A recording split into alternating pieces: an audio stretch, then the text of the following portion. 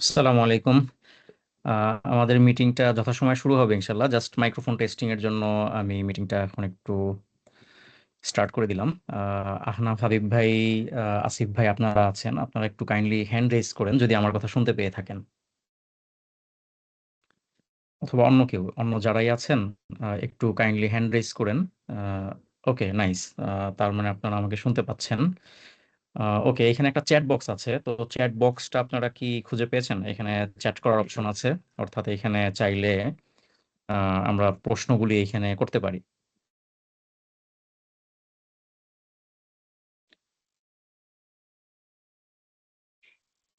ওকে, nice. আহ, আমরা ইনশাল্লাহ খুব শীঘ্রই শুরু করব অফিসিয়ালি। আমাদের গেস্ট যিনি আছেন তিনিও খুব দ্রুত ইনশাল্লাহ জয়েন করবেন।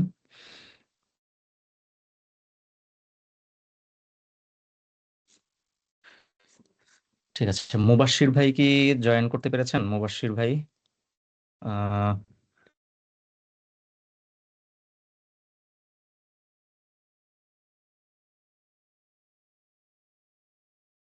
ওকে।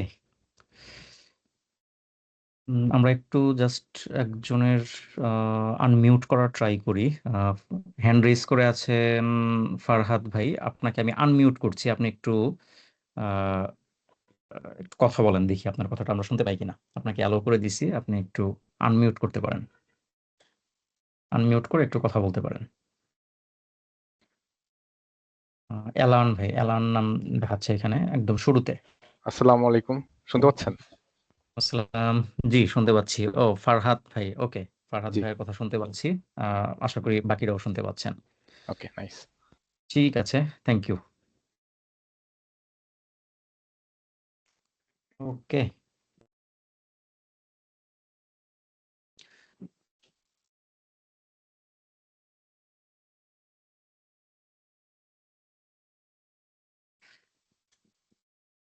আচ্ছা।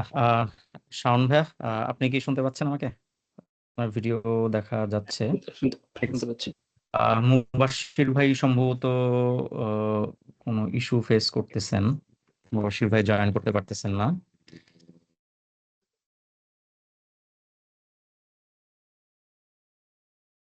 আমরা 1-2 মিনিট তাহলে ওয়েট করি উনি জয়েন আহ, করার জন্য। হ্যাঁ, ঠিক আছে, জাস্ট একটা মিনিট আমরা ওয়েট করি।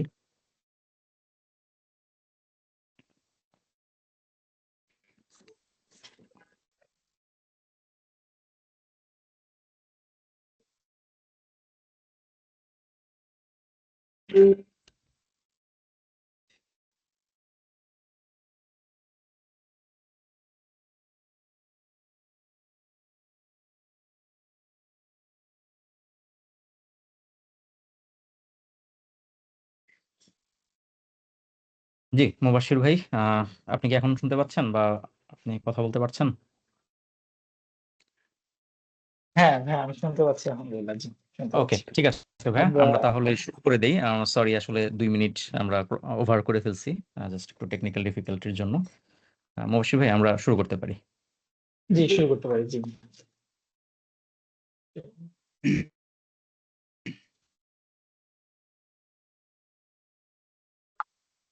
বিসমিল্লাহির রহমানির রহিম।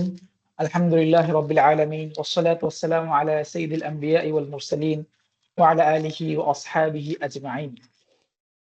আলহামদুলিল্লাহ, প্রথমেই সকলকে ধন্যবাদ জানাচ্ছি আমাদের আজকের এই ওয়েবিনারে যারা উপস্থিত হয়েছেন এবং ভবিষ্যতে যারা আমাদের ওয়েবিনার রেকর্ডটি দেখবেন, সকলকে জানাচ্ছি আন্তরিক শুভেচ্ছা এবং স্বাগতম। আলহামদুলিল্লাহ, আমরা আইএফএ কনসালটেন্সি এবং মেগামাইন্ডস লার্নিং এর যৌথ উদ্যোগে আমাদের আজকের webinar IT sector don't and don'ts from sharia পার্সপেক্টিভের আমরা ইতিমধ্যে শুরু করতে যাচ্ছি। আলহামদুলিল্লাহ, আমরা সকলেই জানি আইটি সেক্টর বর্তমানে বাংলাদেশ বলি পৃথিবীতে খুবই গ্রোয়িং একটি সেক্টর, এবং কিভাবে আইটি সেক্টরে আসলে শারিয়া যতটা গ্রোয়িং হচ্ছে, আমাদের মুসলিমদের অন্তর্ভুক্তি, আমাদের মুসলিম ফ্রিল্যান্সাররা বাংলাদেশ সহ বিশ্বের আমরা যদি দেখি, বাংলাদেশ পাকিস্তানের বিভিন্ন জায়গা থেকে মুসলমান ভাইরা এই সেক্টরে অবদান রাখছেন। এবং আমরা যদি দেখি যে বর্তমান যুগে প্রযুক্তি আমাদের জীবনের একটা অপরিহার্য অংশ, তো তাই আইফা কনসালটেন্সি 2016 সাল থেকে চেষ্টা করে আসছে বাংলাদেশ সহ পৃথিবীর বাংলাদেশের কারণে ইসলামী অর্থনীতি এবং ইসলামিক ফিনান্সকে ছড়িয়ে দেওয়ার জন্য চেষ্টা করে আসছে। এরই উদ্যোগে আইফা কনসালটেন্সি ইনশাল্লাহ বিভিন্ন অ্যাওয়ারনেস বিল্ড আপ আয়োজন করে থাকে, ওয়ার্কশপ আয়োজন করে থাকে, ট্রেনিং আয়োজন করে থাকে, আমাদের কর্পোরেট ট্রেনিং সহ বিভিন্ন কার্যক্রম পরিচালনা করে থাকি। পাশাপাশি আমাদের আরেকটি সেগমেন্ট রয়েছে যে শরিয়াত কনসালটেন্সি। আমরা যেমন অ্যাওয়ারনেস বিল্ড আপের জন্য আমরা পার্সন টু পার্সন ট্রেনিং করাই, পাশাপাশি আমরা পার্সন টু পার্সন শরিয়া কনসালটেন্সি দিয়ে থাকি। যে কোনো প্রতিষ্ঠান, যে কোনো ব্যক্তিকে ফ্রিল্যান্সার ভাইরা প্রতিষ্ঠান আকারে আমাদের কাছে শরিয়া কনসালটেন্সি নিয়ে থাকে বিভিন্ন বিষয়ে। যেহেতু আমরা কনসালটেন্সি দিয়ে থাকি আইটি সেক্টরের বিভিন্ন প্রতিষ্ঠানকে, বিভিন্ন ব্যক্তিবর্গকে, তারই উদ্যোগে আমাদের কিছু এক্সপিরিয়েন্স গ্যাদার হয়েছে। আসলে আইটি সেক্টরের ভাইরা আসলে বিভিন্ন সমস্যা ফেস করেন তাদের কর্মজীবনে। তো সেই সমস্যাগুলো অ্যাড্রেস করার জন্যই আমাদের আজকের আইটি সেক্টরের প্রফেশনালদের জন্য আমাদের আজকের এই ওয়েবিনার, আইটি সেক্টর শরিয়া পরিপালন করণীয় ও বর্জনীয়। তো ইনশাল্লাহ আমাদের ওয়েবিনারটি শুরু করে দিব। আমরা শুরু করার পূর্বে আমরা আমাদের আজকের ওয়েবিনারের আমাদের গুরুত্বপূর্ণ পার্টনার মেগামাস লার্নিং এর পক্ষ থেকে ইনশাল্লাহ কথা বলার জন্য আহ্বান জানাচ্ছি মেগামাই লার্নিং এর কো-ফাউন্ডার আহমদ শামীম হাসান ভাইকে, পাশাপাশি সিনিয়র সফটওয়্যার ইঞ্জিনিয়ার কাহাফ বাংলাদেশ। ভাইয়াকে অনুরোধ করবো ইনশাল্লাহ আমাদের অনুষ্ঠান সম্পর্কে।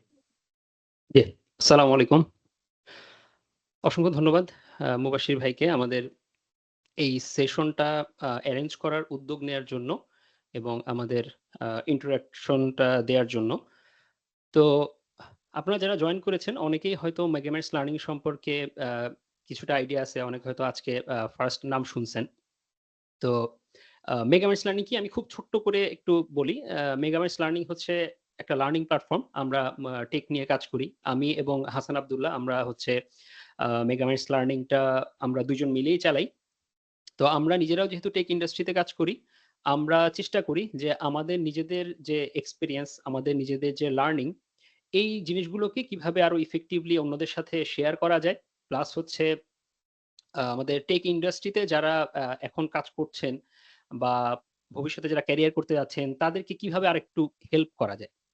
তো সেই জায়গা থেকে আমরা যেটা করি, সাধারণত আমরা কিছু কোর্স অফার করি বা কিছু কোর্স নিয়ে কাজ করি। স্বাভাবিকভাবে একটা লার্নিং প্ল্যাটফর্ম এটা করবে। এর বাইরেও আমরা যেটা করি, আমরা এর বাইরেও স্পেসিফিক কিছু জায়গা নিয়ে কাজ করার চেষ্টা করতেছি। বিশেষ করে গত বছর থেকে আমরা বিভিন্ন ছোট ছোট মিট আপ বা টেক ইভেন্ট করার চেষ্টা করতেছি, যেখানে হচ্ছে আমরা অন্য ইন্ডাস্ট্রি এক্সপার্টদেরকে নিয়ে আসি, তারা তাদের নলেজ শেয়ার করতে পারেন। এরকম ওয়েবিনারও আমরা বিভিন্ন অ্যারেঞ্জ করতেছি বিভিন্ন সময়ে। তো এই উদ্যোগগুলোও হচ্ছে কাইন্ড অফ আমাদের নলেজ শেয়ারিং যে জায়গাটা, এটা হচ্ছে আমাদের অ্যাজ এ লার্নিং প্ল্যাটফর্ম আমাদের ফোকাস, সেই জায়গাটাতে আমরা কাজ করার চেষ্টা করতেছি। আর এর বাইরে আজকের এই যে সেশনটা, এটা আসলে কোনো টেক সেশন না। এইটা হচ্ছে আপনারা যারা জয়েন করছেন তারা অলরেডি জানেন যে আইটি সেক্টরে কি কি করণীয়, কি কি বর্জনীয়, অর্থাৎ হালাল হারাম, এই বিষয়গুলো নিয়ে আমরা এই সেশনে আলোচনা শুনবো। তো মেগামাস লার্নিং মূলত টেক নিয়ে কাজ করে, কিন্তু এই ধরনের একটা সেশন আমরা কেন অ্যারেঞ্জ করলাম বা কেন আইএফ এর মতো একটা স্বনামধন্য প্রতিষ্ঠান যারা হচ্ছে ইসলামী অর্থনীতি নিয়ে কাজ করেন তাদের সাথে কেন আমরা কোলাবোরেশনে এই ধরনের একটা প্রোগ্রাম করলাম, এটা যদি একটু ছোট্ট করে বলি। যে একজন মুসলিম হিসেবে আমরা আসলে জানি যে আমার ব্যক্তিগত জীবন, সামাজিক জীবন, আমার ফ্যামিলি লাইফ, আমার চাকরি, ব্যবসা, এর কোনো কিছুই আসলে ইসলামের গণ্ডির বাইরে না। সো আমি যেটাই করব সেটাকে অবশ্যই ইসলামের গণ্ডির মধ্যে থাকতে হবে। তো এই যে আমরা যারা টেক ইন্ডাস্ট্রিতে কাজ করতেছি, চাকরি বা ব্যবসা, আমরা এরকম কোনো চিন্তা করার সুযোগ নাই যে আমার পার্সোনাল লাইফে আমি আমি পার্সোনাল লাইফে ইসলাম পালন করব, কিন্তু আমার চাকরি ব্যবসাতে আমার আসলে ওইটা প্রফেশনাল লাইফ, ওইটা একটা সেপারেট জিনিস। অ্যাজ এ মুসলিম হিসেবে এটা চিন্তা করার কোনো সুযোগ নেই। যেহেতু আমার প্রতিটা কাজের ক্ষেত্রে আমাকে হালাল হারাম চিন্তা করতে হবে, প্রত্যেকটা কাজের ক্ষেত্রে ইসলামের গণ্ডিটা আমাকে জানতে হবে, সেই কারণে আমরা মনে করি যে আমাদের আমরা অ্যাজ এ পার্সন, আমি হাসান, আমাদের যেমন এই জায়গাটাতে আমাদের কাজ করার সুযোগ আছে, বা এটা আমরা মনে করি আমাদের দায়িত্ব যে আমরা নিজেরা যেমন এই জিনিসটা পালন করার চেষ্টা করব, একই সাথে টেক কমিউনিটিতে যারা আছেন তাদের মধ্যে এই অ্যাওয়ারনেসটা গ্রো করার আমাদের চেষ্টা করতে হবে, যে আমরা যেন আমাদের কাজের ক্ষেত্রে হালাল হারামটাকে ইগনোর না করি। তো হালাল হারাম যদি আমি বেছে চলতে চাই তাহলে ফার্স্ট স্টেপ হচ্ছে আমাকে হালাল হারামটা জানতে হবে। আমার এখানে কোনটা করলে সেটা হালাল হবে, কোনটা হারাম হবে এই জিনিসটা যদি আমি নাই জানি তাহলে কিন্তু আমি এটা বেছে চলার কোনো সুযোগ নেই। সো ওই জায়গা থেকে চিন্তা করে এটা আমাদের দায়িত্ববোধের জায়গা থেকে আমরা চিন্তা করলাম যে আইএফএসসি ওনারা এই জিনিস নিয়ে দীর্ঘদিন ধরে কাজ করতেছেন, ওনারা এই ব্যাপারে অনেক এক্সপার্ট, ওনারা বিভিন্ন প্রতিষ্ঠানকে কনসালটেন্সি দেন এবং ওনারা নিজেরাও এই জিনিসগুলো নিয়ে প্রচুর রিসার্চ করেন। আইএফএসসির খুব চমৎকার একটা টেক শরিয়া গাইডলাইন আছে যেটা আমরা নিজেরাও বিভিন্ন সময় প্রমোট করেছি। তো এই জায়গাটা নিয়ে ওনাদের একটা বেশ ভালো কাজের এক্সপার্ট ওনারা এবং ওনাদের এক্সপিরিয়েন্স আছে। তো এই কারণে আমরা ওনাদের সাথে কোলাবোরেটিভলি এই প্রোগ্রামটা অ্যারেঞ্জ করলাম, যাতে করে হচ্ছে আমাদের কমিউনিটিতে অন্য যারা আছেন তারা এই জিনিসটা সম্পর্কে আরো ভালোভাবে জানতে পারেন। তো আশা করি ইনশাল্লাহ এই প্রোগ্রামটা আমাদের সবার জন্য উপকারী ইলম অর্জনের একটা মাধ্যম হবে। আল্লাহ যেন আমাদের এই উদ্যোগটাকে কবুল করেন, সবার কাছে এই দোয়া প্রার্থী। এর মাধ্যমে আমি আমার ছোট্ট বক্তব্য শেষ করছি। ধন্যবাদ।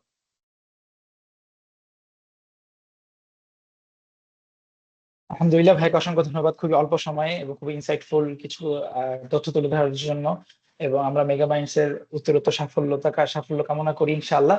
ভবিষ্যতে মেগামাইন্ডস লার্নিং বাংলাদেশের আইটি সেক্টরের ভাইদের জন্য এবং খুবই গুরুত্বপূর্ণ একটি প্ল্যাটফর্ম হয়ে উঠবে এবং উঠেছে অলরেডি আলহামদুলিল্লাহ।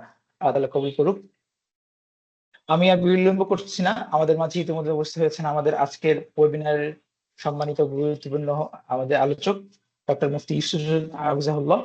আপনারা আলহামদুলিল্লাহ ইতিমধ্যে জেনে গিয়েছেন আমাদের ডক্টর মুফতি হাফিজাহুল্লাহ হচ্ছেন আইফা কনসাল্টেন্ট সম্মানিত কো-ফাউন্ডার এবং ফাউন্ডার আদর অ্যাডভাইজারি মালয়েশিয়া। উনি আলহামদুলিল্লাহ বাংলাদেশের একজন একক ব্যক্তিত্ব, আলহামদুলিল্লাহ আমরা তাকে পেয়ে গর্বিত। পাশাপাশি আমরা যেমন বলতে পারি একজন মুফতি এবং আইটি সেক্টরে তার আলহামদুলিল্লাহ এক্সপিরিয়েন্স, প্র্যাকটিক্যাল এক্সপিরিয়েন্স রয়েছে। এবং আইটি সেক্টরের যে জায়গাগুলো আপনারা যখন সেশনগুলো শুনবেন, আপনাদের কাছে যে আইটি সেক্টরে কাজ করার ক্ষেত্রে শারিয়া ইস্যুস যে কনসার্ন গুলো রয়েছে, আপনারা সেই কনসার্ন গুলো আমাদের সেশন আপনারা নোট করে রাখবেন।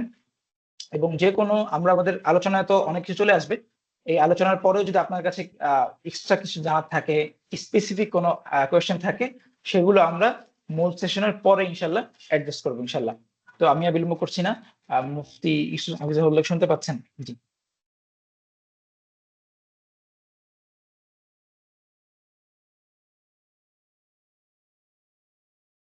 আসসালামু আলাইকুম রহমতুল্লাহি ওয়া বারাকাতুহু। আমাকে কি আপনার শোনা যাচ্ছে? জি, শোনাচ্ছি স্পষ্ট। জি, জি, আমরা তাহলে শুরু করব। আফওয়ান, আপনাকে কিছু কয়েক সেকেন্ড শুনতে পাইনি মাওলানা মুবাশশির ভাই। জি, আমরা ইন্ট্রোডাকশন শেষ করেছি, আপনি শুরু জি, করতে পারেন। ঠিক আছে। জি, জাযাকুমুল্লাহ খাইরান। আসসালামু আলাইকুম রহমতুল্লাহি ওয়া বারাকাতুহু। বিসমিল্লাহির রহমানির রহিম। আলহামদুলিল্লাহি রাব্বিল আলামিন ওয়াসসালাতু ওয়াসসালামু আলা মুহাম্মাদিন সাইয়্যিদিল মুরসালিন ওয়া আলা আলিহি আজমাইন। আম্মা বা'দ। আজকে IT sector do's and don'ts from Sharia perspective শীর্ষক ওয়েবিনার, যেটা jointly organised by IFA consultancy এবং মেগামাইন্ডস লার্নিং। এতে উপস্থিত আমাদের উভয় প্রতিষ্ঠানের সম্মানিত ভাইয়েরা এবং একই সঙ্গে আমাদের আজকে অনেক পার্টিসিপেন্ট দেখতে পাচ্ছি, মাশাআল্লাহ। সকলকে আন্তরিক অভিনন্দন এবং মোবারকবাদ জানাচ্ছি। আজকের সেশনে আমরা যেটা করার চেষ্টা করব সেটা হচ্ছে ওভারঅল কিছু ব্রড লেভেল কনসেপ্ট শেয়ার করা, যার মাধ্যমে আমাদের আইটি সেক্টরে কি করা সম্ভব বা কি করা যাবে এবং কি করা যাবে না এই সম্পর্কে আমাদের একটা ওভারঅল ধারণা তৈরি হবে ইনশাআল্লাহ। এরপর সেখান থেকে আমরা প্রশ্নোত্তরের মাধ্যমে বা আপনাদের কোনো কোয়েরিজ থাকলে সেখানে আরো আমরা হয়তো একেবারে পার্টিকুলার বিভিন্ন জায়গায় ডিসকাশনে যাবো ইনশাআল্লাহ। কিন্তু আমার যে মূল প্রেজেন্টেশনটা আমি ইনশাআল্লাহ চেষ্টা করব 20 থেকে 25 মিনিটসের মাঝে র‍্যাপ আপ করতে, ম্যাক্স বা 30 মিনিটস ইনশাআল্লাহ। এখানে আমরা ব্রড লেভেল কিছু কনসেপচুয়াল জায়গায় অ্যালাইনড থাকার চেষ্টা করব আমাদের নিজেদেরকে, যেন এটা আমাদের পরবর্তীতে যে কোয়েশ্চেন গুলো আমরা করতে চাই সেটার কনটেক্সটটা ইনশাআল্লাহ তৈরি করে দেয়। তো আমি আমার স্ক্রিনটা ইনশাআল্লাহ শেয়ার করছি।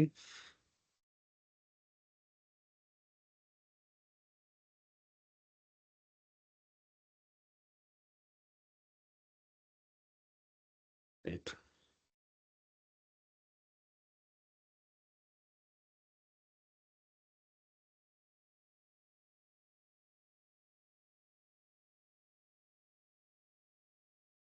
আশা করছি আমার পুরো স্ক্রিনটা দেখা যাচ্ছে, যদি কেউ একটু কনফার্ম করেন। জি, আচ্ছা জি দেখা আচ্ছা, যাচ্ছে। ধন্যবাদ। আচ্ছা, তো যেমনটি বলছিলাম, আজকের সেমিনারটা আমাদের ওয়েবিনারটা আমাদের আইএফএ কনসালটেন্সি এবং মেগামাইস লার্নিং কর্তৃক জয়েন্টলি অর্গানাইজড। আমার সংক্ষিপ্ত পরিচয় দেয়া হয়েছে। আলহামদুলিল্লাহ, আমি মূলত ইসলামিক ফাইন্যান্স নিয়ে কাজ করার চেষ্টা করেছি অনেকদিন যাবত। আমার সাথে আমার সহকর্মীবৃন্দ, বিশেষ করে আমার ফাউন্ডার মুফতি আব্দুল মাসুম হাফিজাহুল্লাহ সহ আমাদের টিমে আরো অনেকেই আছেন, বাংলাদেশে এবং মালয়েশিয়া সহ আরো কয়েকটি দেশের। এবং আমাদের দুটো প্রতিষ্ঠান, আদাল অ্যাডভাইজারি এবং আইএফএ কনসালটেন্সি, মূলত আমাদের কাজই হচ্ছে Islamic finance related training, consultancy, advisory, audit ইত্যাদি প্রোভাইড করা। তো আজকের সেশনে যেমনটা আমি বলছিলাম যে শুরুতে আমরা কিছু কনটেক্সট সেট করার চেষ্টা করবো আরকি। কথাগুলো আমি বিভিন্ন সেশনেই শুরুতে বলে থাকি। কাজেই আমার অন্য কোনো সেশন যদি আপনারা অ্যাটেন্ড করে থাকেন, হয়তো কিছু কথা কমন পড়বে। বাকি স্টিল আমি মনে করি যে আমাদের এই ধরনের যেকোনো আলোচনার ক্ষেত্রে to set up the context, to build up the context, এটা আমাদের দরকার। ১ম বিষয় হচ্ছে যে আমাদের পরিচয়টা কি? আমরা এটা জানি, আমরা বহুবার শুনেছি। তারপরও আজকের সেশনের কনটেক্সট এর জন্য আবার একটু রিমাইন্ড করা নিজেদেরকে, আমার সেলফকে এবং একই সঙ্গে আপনাদের সকলকে। যে আমরা আসলে কারা?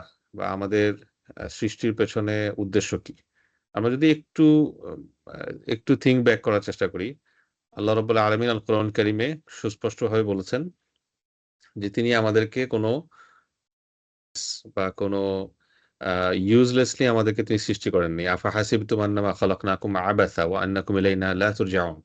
তোমরা কি ভেবেছ যে আমি তোমাদেরকে আবাস হিসেবে সৃষ্টি করেছি? আবাস হচ্ছে যে কোনো রিজন নাই, কোনো আ আপনার আ কোনো বেনিফিট নেই, কোনো গোল নেই, অবজেক্টিভ নেই, এরকম না।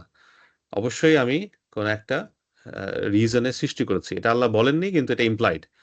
পরের আয়াতটি, আরেকটি আয়াত আমরা যদি দেখি সূরা যারিয়াতে, যেখানে আল্লাহ রাব্বুল আলামিন বলছেন, ওমা খালাকতুল জিন্না ওয়াল ইনসা ইল্লা লিয়াবুদুন। আমি জিন এবং মানব জাতিকে সৃষ্টি করেছি কেবল আমার ইবাদার জন্য, টু ওয়ারশিপ মি। এখন আল্লাহ রাব্বুল আলামিনের ইবাদা বলতে আমরা কি বুঝি? অনেক ব্রড বিষয়।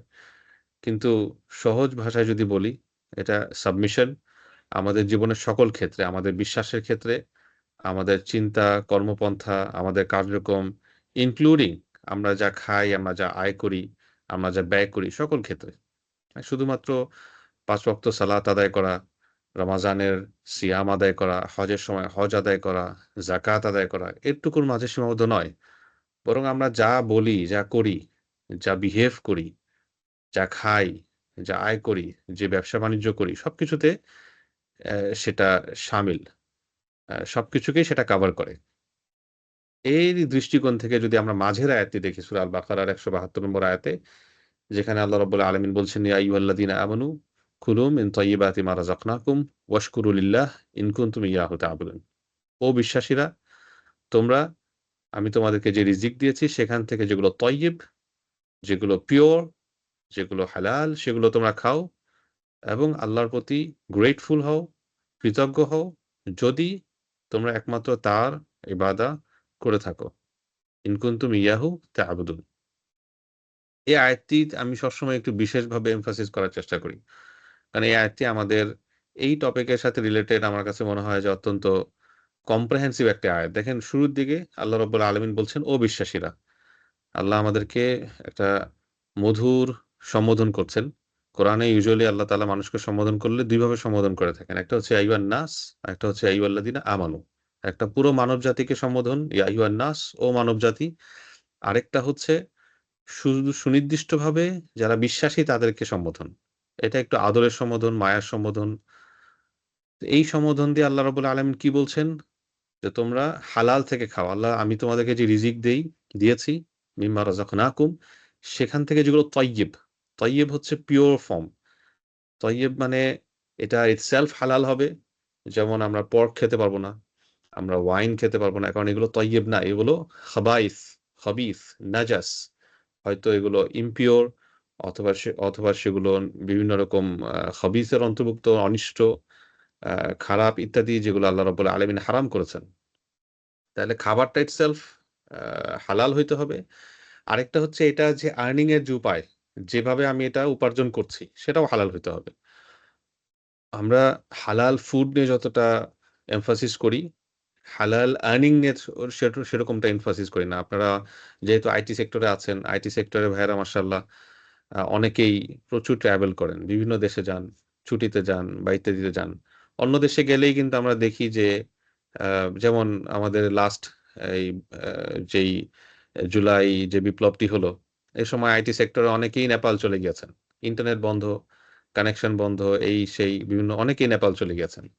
নেপাল বা থাইল্যান্ড বা সিঙ্গাপুর, আশেপাশের যে দেশগুলো অমুসলিম দেশ বিশেষ করে, আহ, সেখানে গেলেই কিন্তু আমরা এই জিনিসটা খুব ভালোভাবে টের পাই যে হালাল ফুড এটা খুঁজে পাওয়া একটা মিশন হিসেবে পরিণত হয়। গুগলে সার্চ করি, ম্যাপসে, এখানে সেখানে মানুষকে জিজ্ঞাসা করি কোথায় একটু হালাল খাবার পাওয়া যাবে। এই যে আমরা এত অবিচল হই, মানে বিচলিত হইয়া কিসের জন্য? হালাল ফুডের জন্য। হালাল ফুড হচ্ছে তয়্যিবের একটা পার্ট, কিন্তু হালাল ফুড ধরেন আমি কি খাচ্ছি? আল্লাহর নামে স্লটার করা, আল্লাহ রাব্বুল আলামিনের নামে জবেহ করা গরুর গোশত খাচ্ছি, হালাল। কিন্তু এই টাকাটা কিভাবে আসছে? চুরি করে, ব্যাংক লুট করে, করাপশনের মাধ্যমে, অন্যায়ের মাধ্যমে, হারাম সুদের মাধ্যমে, ফর এক্সাম্পল আমার প্রতিবেশীর জমি দখলের মাধ্যমে, আমার ফুফুর জমি না দিয়ে সে টাকা দিয়ে, ফর এক্সাম্পল। তাহলে ইভেন তো এটা হালাল গরুর গোশত, কিন্তু ইনকাম সোর্সটা কি? ইনকাম সোর্সটা নন হালাল, নন হারাম, নন হালাল বলতে হারাম। তো এটা কিন্তু আমরা খুব বেশি কেয়ার করি না। এটা একটু আমরা মনে করি যে ফাইন, আমরা টাকা যেভাবেই হোক হালাল খাবার খেতে হবে। তো একজন মুসলিম হিসেবে আল্লাহ রাব্বুল আলামিন এই আয়াতে আমাদেরকে যে নির্দেশনা দিচ্ছেন তয়্যিবাতের কথা, সেই তয়্যিবাত আসলে দুইটা পার্টকেই, দুইটা সেগমেন্টকেই ইনক্লুড করে। এবং আল্লাহ তাআলা এরপর কি বলছেন? তাহলে আমরা হালাল রিজিক থেকে খাবো এবং আল্লাহর শুকরিয়া আদায় করবো। বি গ্রেটফুল টু আল্লাহ সুবহানাহু ওয়া তাআলা। আল্লাহর শুকরিয়া আদায় করা কিভাবে? যেকোনো আ নেয়ামার শুকরিয়া হচ্ছে সেই নেয়ামাটাকে বেস্ট ইউটিলাইজ করা। অবশ্যই আল্লাহর নির্দেশনা অনুযায়ী। তাহলে সম্পদের বা রিজকের বেস্ট ইউটিলাইজেশন কিভাবে হবে? এমনভাবে সেটাকে আয় করা যেন সেটা আল্লাহ রাব্বুল আলামিনের নির্দেশনা অনুযায়ী হয়। এমনভাবে সেটা ব্যয় করা যেটা আল্লাহ রাব্বুল আলামিনের গজব, তার ক্রোধ, তার অ্যাঙ্গারকে ওয়াজিব না করে। অর্থাৎ তার নির্দেশিত পথেই সেটা ব্যয় হয়। তার নির্দেশিত আ ইনস্ট্রাকশন অনুযায়ী সেটা ব্যয় হয়। এটা হচ্ছে বি গ্রেটফুল টু আল্লাহ সুবহানাহু ওয়া তাআলার মিনিং। এবং সর্বশেষ যে পার্টটা, এটা আমি আপনাদেরকে একটু গভীরভাবে চিন্তা করতে বলব, উপলব্ধি করতে বলব। আল্লাহ রাব্বুল আলামিন বলছেন, "ইন কুনতুম ইয়াহু তা'বুদুন।" দেখেন শুরুতে কিন্তু বলছেন ও বিশ্বাসীরা। তাহলে বিশ্বাসীরা তো আল্লাহর ইবাদত করে বাই ডিফল্ট। শেষে কিন্তু আল্লাহ আবার এটাকে রি-এমফাসিস করছেন। ইন কুনতুম ইয়াহু তা'বুদুন, যদি তোমরা তারই ওয়ারশিপ করে থাকো, তারই ইবাদা করে থাকো। তাহলে বিশ্বাসী আবার আল্লাহর ইবাদত করবে না, এটা কি সম্ভব? অর্থাৎ এই রি-এমফাসিসটা আসলে যেই নির্দেশনাটা আল্লাহ আমাদেরকে এই কুলু মিন তাইয়্যিবাত যেটা বলছেন এটাকে আরো জোরালো করছে। যে বিশ্বাসী তো বটেই, বরং আমি যে বলছি আল্লাহর ইবাদা করি, আল্লাহর ওয়ারশিপ করি, এটাতে যদি আমি ট্রুথফুল হয়ে থাকি, এটা যদি আমি সততার সাথে দাবি করে থাকি, তাহলে এটার দাবি হচ্ছে আমার রিজিক হালাল হবে। আমি হালাল থেকে খাবো। দেখুন আমরা প্রতিদিন ৫ ওয়াক্ত সালাতে আল্লাহ রাব্বুল আলামিনের কাছে কি বলছি? ইয়াকা না'বুদ, ইয়াকা না'বুদ। We worship only you. আমরা একমাত্র আপনার ইবাদত করি। এরপর নামাজ শেষেই কি করছি? হারাম লেনদেন করছি। পকেটে হারাম ক্রেডিট কার্ড ঘুরছে, সুদী ব্যাংকের, ফর এক্সাম্পল। অথবা বিভিন্ন হারাম প্রজেক্টে আমরা কাজ করছি। তাহলে আমার যে দাবি ৫ ওয়াক্ত নামাজে যেই দাবিটা আমি করছি, সেই দাবির অনুযায়ী ফলাফল বা কার্যকরণ বা আমার কর্মপন্থা এটা কি অ্যালাইনড কিনা? আমি কি ট্রুথফুল কিনা? এই বিষয়টা আল্লাহ রাব্বুল আলামিন আল কোরআনুল কারীমের এই আয়াতে আমাদেরকে একটু ভাবার নির্দেশ দিচ্ছেন। তো আমরা যখন বুঝতে পারলাম যে আসলে আমাদের জীবনের মূল লক্ষ্য হচ্ছে আল্লাহর কাছে সম্পূর্ণ নিজেকে সাবমিট করা এবং এটার অংশ হিসেবেই আমাদের আম হালাল আয় বা হালাল রিজিকের গুরুত্বটা আল্লাহ রাব্বুল আলামিন তুলে ধরেছেন। নেক্সট যে বিষয়টি আমি শেয়ার করতে চাই, সেটা হচ্ছে আয়ের বা আর্নিং বা ইনকামের যে ইম্পোর্টেন্স, এটা বর্তমান সময়ে আসলে বলার প্রয়োজন নাই যে আয় রোজগারের ইম্পোর্টেন্সটা কেন? কারণ এভরিওয়ান নোস। এবং আমাদের জীবনের সিংহভাগ সময় আসলে আয় রোজগার বাড়াতে অথবা আয় রোজগার নিয়ে চিন্তা ফিকির করতেই চলে যায়। কাজে এটা এখন আসলে ওভাবে বলার প্রয়োজন নাই। তারপরও এই স্লাইডে যে আয়াত এবং হাদিসগুলো আছে, এটাগুলো যদি আমরা একটু দেখি, দেখেন যে আল্লাহ রাব্বুল আলামিন রাসূলুল্লাহ সাল্লাল্লাহু আলাইহি ওয়াসাল্লাম বিভিন্ন আয়াতে এবং হাদিসে আমাদেরকে আয় করতে, আয়ের জন্য চেষ্টা করতে উৎসাহিত করছেন। কাজেই ফান্ডামেন্টালি আয় রোজগার করা আ কোনো অসুবিধা নেই। আল্লাহ রাব্বুল আলামিন দেখেন ১ম আয়াত সূরা জুমার যে আয়াত, ফাইদা কুদিয়াতিস সালাহ, যখন নামাজ শেষ হয়ে যাবে, ফান্তাশিরু ফিল আরদ ওয়াবতাগু মিন ফাদলিল্লাহ, জমিনে তোমরা ছড়িয়ে পড়ো এবং আল্লাহর ফদল, আল্লাহর অনুগ্রহ খোঁজার চেষ্টা করো, অন্বেষণ করো। এই যে ফদল আল্লাহ বলেছেন, এই ফদল হচ্ছে রিজক। এখানে রিজক মিন করা হয়েছে। অর্থাৎ আল্লাহর রিজক অন্বেষণ করো। রিজককে আল্লাহর অনুগ্রহ বলা হয়েছে। আবার তারপরের আয়াতে যদি আমরা দেখি, ওয়াবতাগি ফিমা আতাকা আল্লাহু দারাল আখিরা ওয়া লা তানসা নসিবাকা মিনাদ দুনিয়া। এখানে আল্লাহ রাব্বুল আলামিন আমাদেরকে যা দিয়েছেন তার ভেতর দিয়ে তার মধ্য দিয়ে আখিরাতের আ আখিরাতকে অন্বেষণ করতে বলেছেন। একই সঙ্গে দুনিয়ার অংশ যেন আমরা ভুলে না যাই। অর্থাৎ আমরা যেন দুনিয়ার আমাদের যে জীবনের প্রয়োজনীয়তা সেটাও ভুলে না যাই, সেটা আল্লাহ রাব্বুল আলামিন আমাদেরকে মনে করিয়ে দিয়েছেন। পরের যে দুটো, এটা দুটোই হাদিস এবং দুটোই বুখারী শরীফের হাদিস। ১ম হাদিসে আল্লাহ রাসূল সাল্লাল্লাহু আলাইহি ওয়াসাল্লাম বলছেন যে একজন ব্যক্তি মা আকালা আহাদুন তাআমান কাত্তু খায়রান মিন আন ইয়াকুলা মিন আমালি ইয়াদি। তার হাতের কামাইয়ের চেয়ে ভালো কোনো কিছু আসলে একজন ব্যক্তি কখনোই খায় না। এবং ইন্না নবিয়্যাল্লাহি দাউদ আলাইহিস সালাম কানা ইয়াকুলু মিন আমালি ইয়াদি। আল্লাহর নবী দাউদ আলাইহিস সালামও নিজের হাতের কামাই খেতেন। অর্থাৎ স্বহস্তে পরিশ্রম করে তিনি খেতেন।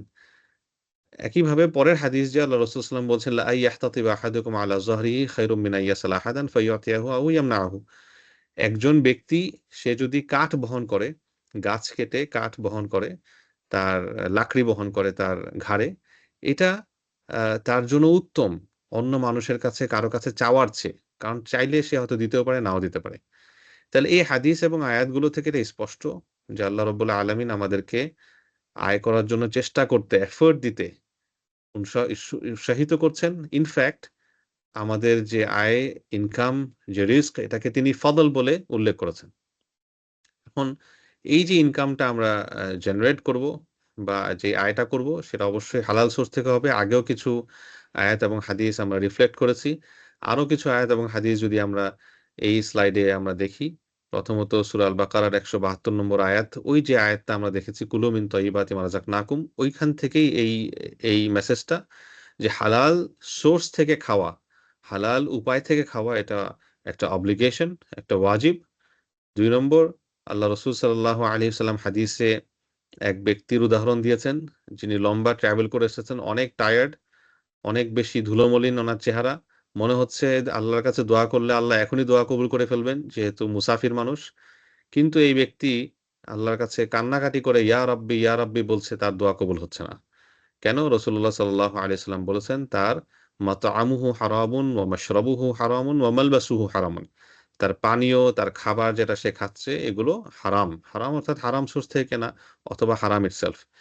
এবং তার যে কাপড় পরিধান করেছে, মালবাস, এটাও হারাম। কাপড় হারাম হয় কিভাবে? হারাম সোর্স থেকে কেনা। হারাম সোর্স থেকে বলতে হারাম উপায়ে সেটা সংগ্রহ করা অথবা পরা। আল্লাহ রাসূল সাল্লাল্লাহু আলাইহি ওয়াসাল্লাম বলছেন, ফাআন্না ইউস্তাজাবু লিযালিক, কিভাবে তার দোয়া কবুল হবে? এই হাদিস থেকে আমরা বুঝি যে দোয়া কবুল হওয়ার অন্যতম শর্ত হচ্ছে ইনকাম হালাল হওয়া। এবং কোরআনে আল্লাহ রাব্বুল আলামিন আ হারাম বিভিন্ন আয় বা বিভিন্ন আ ইনকামের যে উপায়গুলো, সেগুলোর কথা উল্লেখ করেছেন। যেমন রিবার কথা বলেছেন। সবচেয়ে শক্ত কথা বলেছেন রিবার ব্যাপারে। রিবাকে আমরা অনুবাদ করি সুদ, ইউজুরি, ইন্টারেস্ট, ইউজুরি আ বা সুদ হিসেবে। বাকি রিবার যে কনসেপ্ট, এটা আরেকটু ব্রড। অনেক কিছু আছে যেটা সুদ বা ইন্টারেস্টের আ ভেতরে আসে না, কিন্তু রিবার আ ডেফিনিশন এ চলে আসে। রিবার ডেফিনিশনটা আরো ব্রড। আবার অনেক সময় আমরা হয়তো একটা বিষয়কে সুদ বলি, এটার পরিমাণটা অবশ্য খুব কম। কিন্তু সেটা রিবা, শরিয়ার পরিভাষায় রিবা নাও হতে পারে। কারণ কনভেনশনালি যখনই আমরা রিটার্ন কম্পোনেন্ট বলি, অনেক জায়গায় রিটার্ন কম্পোনেন্টকে ইন্টারেস্ট বলে অভিহিত করা হয়। কিন্তু শরিয়ার দৃষ্টিকোণ থেকে সব রিটার্নই ইন্টারেস্ট না। এটা ডিপেন্ড করবে কোন ধরনের চুক্তির ভিত্তিতে আমি রিটার্নটা কিভাবে অর্জন করছি। যাই হোক, মূল বিষয় হলো আল্লাহ রাব্বুল আলামিন আমাদেরকে রিবার ব্যাপারে কোরআনে স্পষ্টভাবে কঠিনভাবে বলেন, এবং তিনি যেই শব্দটি ব্যবহার করেন, সালাফে সালেহিনের অনেকেই এই শব্দটিকে কোরআনের সবচেয়ে শক্ত ভয়াবহ শব্দের কথা বলে উল্লেখ করেছেন। কি বলেছেন তিনি? ফাইল্লাম তাফআলু ফাআযানু বিহারবি মিনাল্লাহি ওয়া রাসূলি, যদি তোমরা রিবা থেকে বিরত না থাকো তাহলে আল্লাহ এবং আল্লাহর রাসূলের সাথে যুদ্ধের ব্যাপারে প্রস্তুত হও।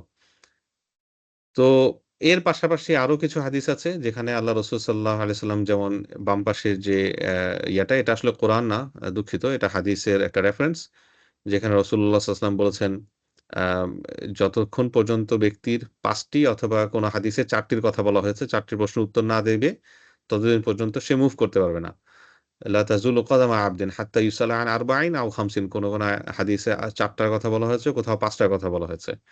কিন্তু প্রশ্ন যে ৪ টা বা ৫ টা হোক, এখানে ২ টো প্রশ্নই আসলে আমাদের সম্পদ নিয়ে। আন মালিহি মিন আইনা ইকতাসাবাহু ওয়া ফিমা আনফাকাহু, সম্পদ কোথা থেকে সে উপার্জন করেছে, কোথায় সেটা ব্যয় করেছে। আয় এবং ব্যয়, সোর্স এবং ডেস্টিনেশন, ২ টা সম্পর্কে আল্লাহ রাব্বুল আলামিন জিজ্ঞাসা করবেন, এবং সদুত্তর দেওয়ার আগ পর্যন্ত আমরা মুভ করতে পারব না। আল্লাহ তাআলা আমাদেরকে হেফাজত করুন। রিবা বা সুদের ব্যাপারে তো আল্লাহ রাব্বুল আলামিন সুস্পষ্টভাবে আল কোরআন কারিমে বলেছেন। এর বাহিরেও আল্লাহ রাব্বুল আলামিন চুরির ব্যাপারে, তারপর হাদিসে ফ্রডের ব্যাপারে, প্রতারণার ব্যাপারে এসেছে।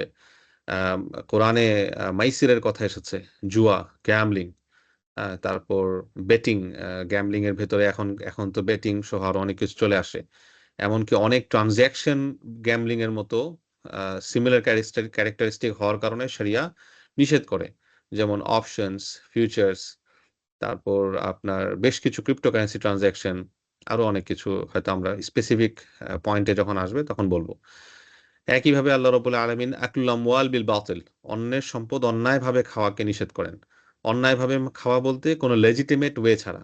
অর্থাৎ একজনের সম্পদ আমি গিয়ে সেটা কনজিউম করলাম। এখন হয় সে আমাকে এটা বিক্রি করবে, হয় সে আমাকে ভাড়া দিবে, ইজারা দিবে, হয় সে আমাকে গিফট করবে, অথবা সে আমাকে এমনিই বলবে ব্যবহার করা অসুবিধা নাই। কোনটাই না। আমি গিয়ে তারটা ব্যবহার করলাম। এটাই হচ্ছে আকুল আমওয়াল বিল বাতিল। অন্যের জমি দখল করা, অন্যের পাওনা বুঝিয়ে না দেওয়া, এবং এইগুলোর বিষয়ে আল্লাহ রাসূল সাল্লাল্লাহু আলাইহি সাল্লাম হাদিসেও কঠিন আপনার বাক্যবান ব্যবহার করেছেন। যেমন একটি হাদিস আমি বেশিরভাগ সময় কোট করে থাকি, যেখানে রাসূলুল্লাহ সাল্লাল্লাহু আলাইহি ওয়াসাল্লাম সাহাবী বললেন, আতাদরুনা মানিল মুফলিস, অথবা মাল মুফলিস, তোমরা কি জানো যে মুফলিস কে? মুফলিস শব্দের ইংরেজিতে অনুবাদ করা হয় ব্যাংকরাপ্ট, কিন্তু ব্যাংক তো আর ওই সময় ছিল না। এক কথায় দেউলিয়া। তো দেউলিয়াকে রাসূলুল্লাহ সাল্লাল্লাহু আলাইহি ওয়াসাল্লাম জিজ্ঞাসা করলেন। সাহাবীরা বললেন, ইয়া রাসূলাল্লাহ, আল মুফলিসু ফিনা মান লা দিরহাম লাহু ওয়া লা মাতা'। আমাদের মাঝে প্রকৃত মুফলিস তো সেই যার কোনো দিরহাম নেই এবং মাতা' নেই। দিরহাম মানে হচ্ছে ক্যাশ, টাকা পয়সা। মানে দিরহাম মানে টাকা পয়সা না, দিরহাম হচ্ছে একটা কারেন্সি, তৎকালীন একটা কারেন্সি, যেটা মূলত রৌপ্য মুদ্রা ছিল। কিন্তু দিরহাম দিয়ে ওনারা বুঝিয়েছেন ক্যাশ। আর মাতা' হচ্ছে assets, fixed assets, movable assets. তো আমরাও বর্তমান সময়ে দেউলিয়া বলতে তো সেটাই বুঝাই, যে যার কারণে কিছুই নাই। টাকা পয়সা নাই, অ্যাসেট নাই, কিছু নাই। তো সাহাবীরাও এই উত্তর দিয়েছেন। রাসূলুল্লাহ সাল্লাল্লাহু আলাইহি ওয়াসাল্লাম তখন প্রকৃত দেউলিয়াকে ডিফাইন করেছেন, মুফলিসকে ডিফাইন করেছেন, যে মুফলিস হচ্ছে সেই যে দুনিয়াতে নামাজ পড়েছে, সালাত আদায় করেছে, সিয়াম আদায় করেছে, যাকাত দিয়েছে, অর্থাৎ ভালো আমল করেছে। কিন্তু কিয়ামতের দিন যখন সে আল্লাহর সামনে দণ্ডায়মান হবে, ইয়াতি ক্বাদ শাতামা হাযা ওয়া আকালা দামা হাযা, যে সে কারো রক্ত খেয়েছে, কারো সম্পদ খেয়েছে, কাউকে আপনার অপবাদ দিয়েছে। এই ধরনের বিভিন্ন জঘন্য অপরাধ নিয়ে সে আল্লাহর সামনে উপস্থিত হবে, এবং এই প্রত্যেকটা অপরাধের একটা কমন ক্যারেক্টারিস্টিক। সেটা হলো হক্কুল ইবাদ নষ্ট করা, কোন বান্দার হক নষ্ট করা। তার শাস্তি কি হবে, বা তাকে কিভাবে আ আপনার সামনে যেতে দেয়া হবে, তার ব্যাপার যেটা হবে সেটা হচ্ছে, ১ম এ তাকে তার যে আ ভালো কাজগুলো, এগুলো ওই ভিকটিম, যে তার যে ভিকটিম, কাউকে সে মেরেছে, কাউকে হত্যা করেছে, কারো সম্পদ সে অন্যায়ভাবে ভক্ষণ করেছে। তো ১ম এ তাকে বলা হবে তার ভালো কাজগুলো তাকে যেন সে দেয়। সে হয়তো সারা জীবন ফজর পড়েছে, অথবা শীতের এই সময় আমরা জানি যে ফজরের সময় ওঠা, ফজরের সময় ওযু করা কত কঠিন একটা বিষয়। এটা হয়তো দিয়ে দিতে হতে পারে। এক পর্যায়ে যখন তার আমলগুলো শেষ হয়ে যাবে, ভালো কাজ শেষ হয়ে যাবে, তখন যেটা হবে, তাকে বলা হবে ওই ভিকটিমদের খারাপ আমলগুলো, গুনাহের আমলগুলো যেন সে তার ঝুলিতে নিয়ে নেয়। অর্থাৎ হয়তো সে কখনোই জিনা করে নাই, কোনো মেয়ের দিকেই তাকায় নাই, কিন্তু মানুষের হক নষ্ট করেছে। তখন নাউজুবিল্লাহ মিন যালিক হয়তো তাকে আরেকজনের জিনার অপরাধ নিতে হবে। নাউজুবিল্লাহ মিন যালিক। তাহলে কিয়ামতের দিন দেখা গেল যে এই লোক অনেক ভালো আমল নিয়ে আসছে, হ্যাঁ? অনেকটা মনে করতে পারেন যে সে অনেক ব্যাগ ভর্তি কারেন্সি নিয়ে আসছে। কিন্তু তার লায়াবিলিটি এত বেশি পে করতে, করতে এখন আর কিছু নাই। সে এখন নেগেটিভ ব্যালেন্সে আছে। তো এটা ঠিক একটা কারেন্সির মতো। আমাদের আমলগুলো আসলে কারেন্সি। আমাদের আমলগুলো কারেন্সি আ এই সেন্সে যে আ আমাদের ভালো আ কারো যদি হক নষ্ট করে থাকি তাহলে এটা দিয়ে এটা সেটেল করতে হবে। এন্ড অফ দ্যা ডে অবশ্যই এটা আল্লাহ রাব্বুল আলামিনের রাহমা এবং ইহসান, যার মাধ্যমে আমরা নাজাত পেতে পারি। কারেন্সি বলার অর্থ এই না যে একজন অনেক ভালো কাজ করেছে বলতে ব ব বলেই সে বিনা হিসাবে জান্নাতে চলে যাবে, বিষয়টা এরকম না। ডেফিনিটলি আল্লাহ রাব্বুল আলামিন যদি আমাদের হিসাব নেন, আমাদের আসলে কারোই বাঁচার সুযোগ নেই। আমাদের কারোই বাঁচার সুযোগ নেই। এটাতে কোনো ডাউট নেই।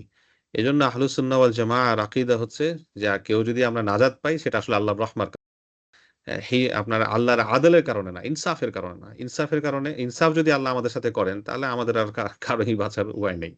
একটা আ আমল ধরে টান দিলেই আমাদের অবস্থা খারাপ। তো আল্লাহ রাব্বুল আলামিন আমাদেরকে সবাইকে বিনা হিসাবে, হিসাব ছাড়া, হিসাবে গেলেই আমরা ঝামেলায় পড়ব। হিসাব ছাড়া যেন আল্লাহ তাআলা আমাদেরকে জান্নাতে যাওয়ার তৌফিক দান করেন। তো এত লম্বা যেই মানে কনটেক্সট টা দেওয়ার চেষ্টা করলাম, এটার মূল যে মেসেজটা সেটা হচ্ছে যে প্রিয় ভাই ও বোনেরা, যে হালাল উপার্জন করা আমাদের সকল আম আম আ জীবনের সকল ক্ষেত্রে হালাল আয় করা, এটা আমাদের জন্য একটা ওয়াজিব, একটা অব্লিগেশন, একটা আ আবশ্যক বিষয়। এটা কোনো চয়েস না, এটা কোনো অপশন না। আমি ধরেন একটা চাকরির জন্য এপ্লাই করছি। তা আমার চাকরি এপ্লাই করার পরে সময় আমার কাছে ৩ টা অপশন আছে। একটা হচ্ছে একটা সুদের ব্যাংক, একটা হচ্ছে বাংলাদেশের অনেক নামকরা একটা মদের কোম্পানি, যারা বছরে অনেক ট্যাক্স দেয়। পত্র-পত্রিকায় তাদের অনেক প্রশংসা হয়। আর আরেকটা হচ্ছে একটা মাঝারি পর্যায়ের একটা প্রতিষ্ঠান, কিন্তু হালাল ব্যবসা। তাহলে একজন মুসলিম হিসেবে ১ম যে দুটো, এটা আসলে আমার জন্য কোনো অপশনই না। এইখানে যাওয়ার সুযোগই আমার আসলে নাই। তাহলে বাই ডিফল্ট আমি ওই দুটো যখন আমি আমার মাইন্ডে আমি যখন লিখব, ফার্স্ট এর ২ টা আগেই কাটা হয়ে যাবে, ক্রস আউট হয়ে যাবে।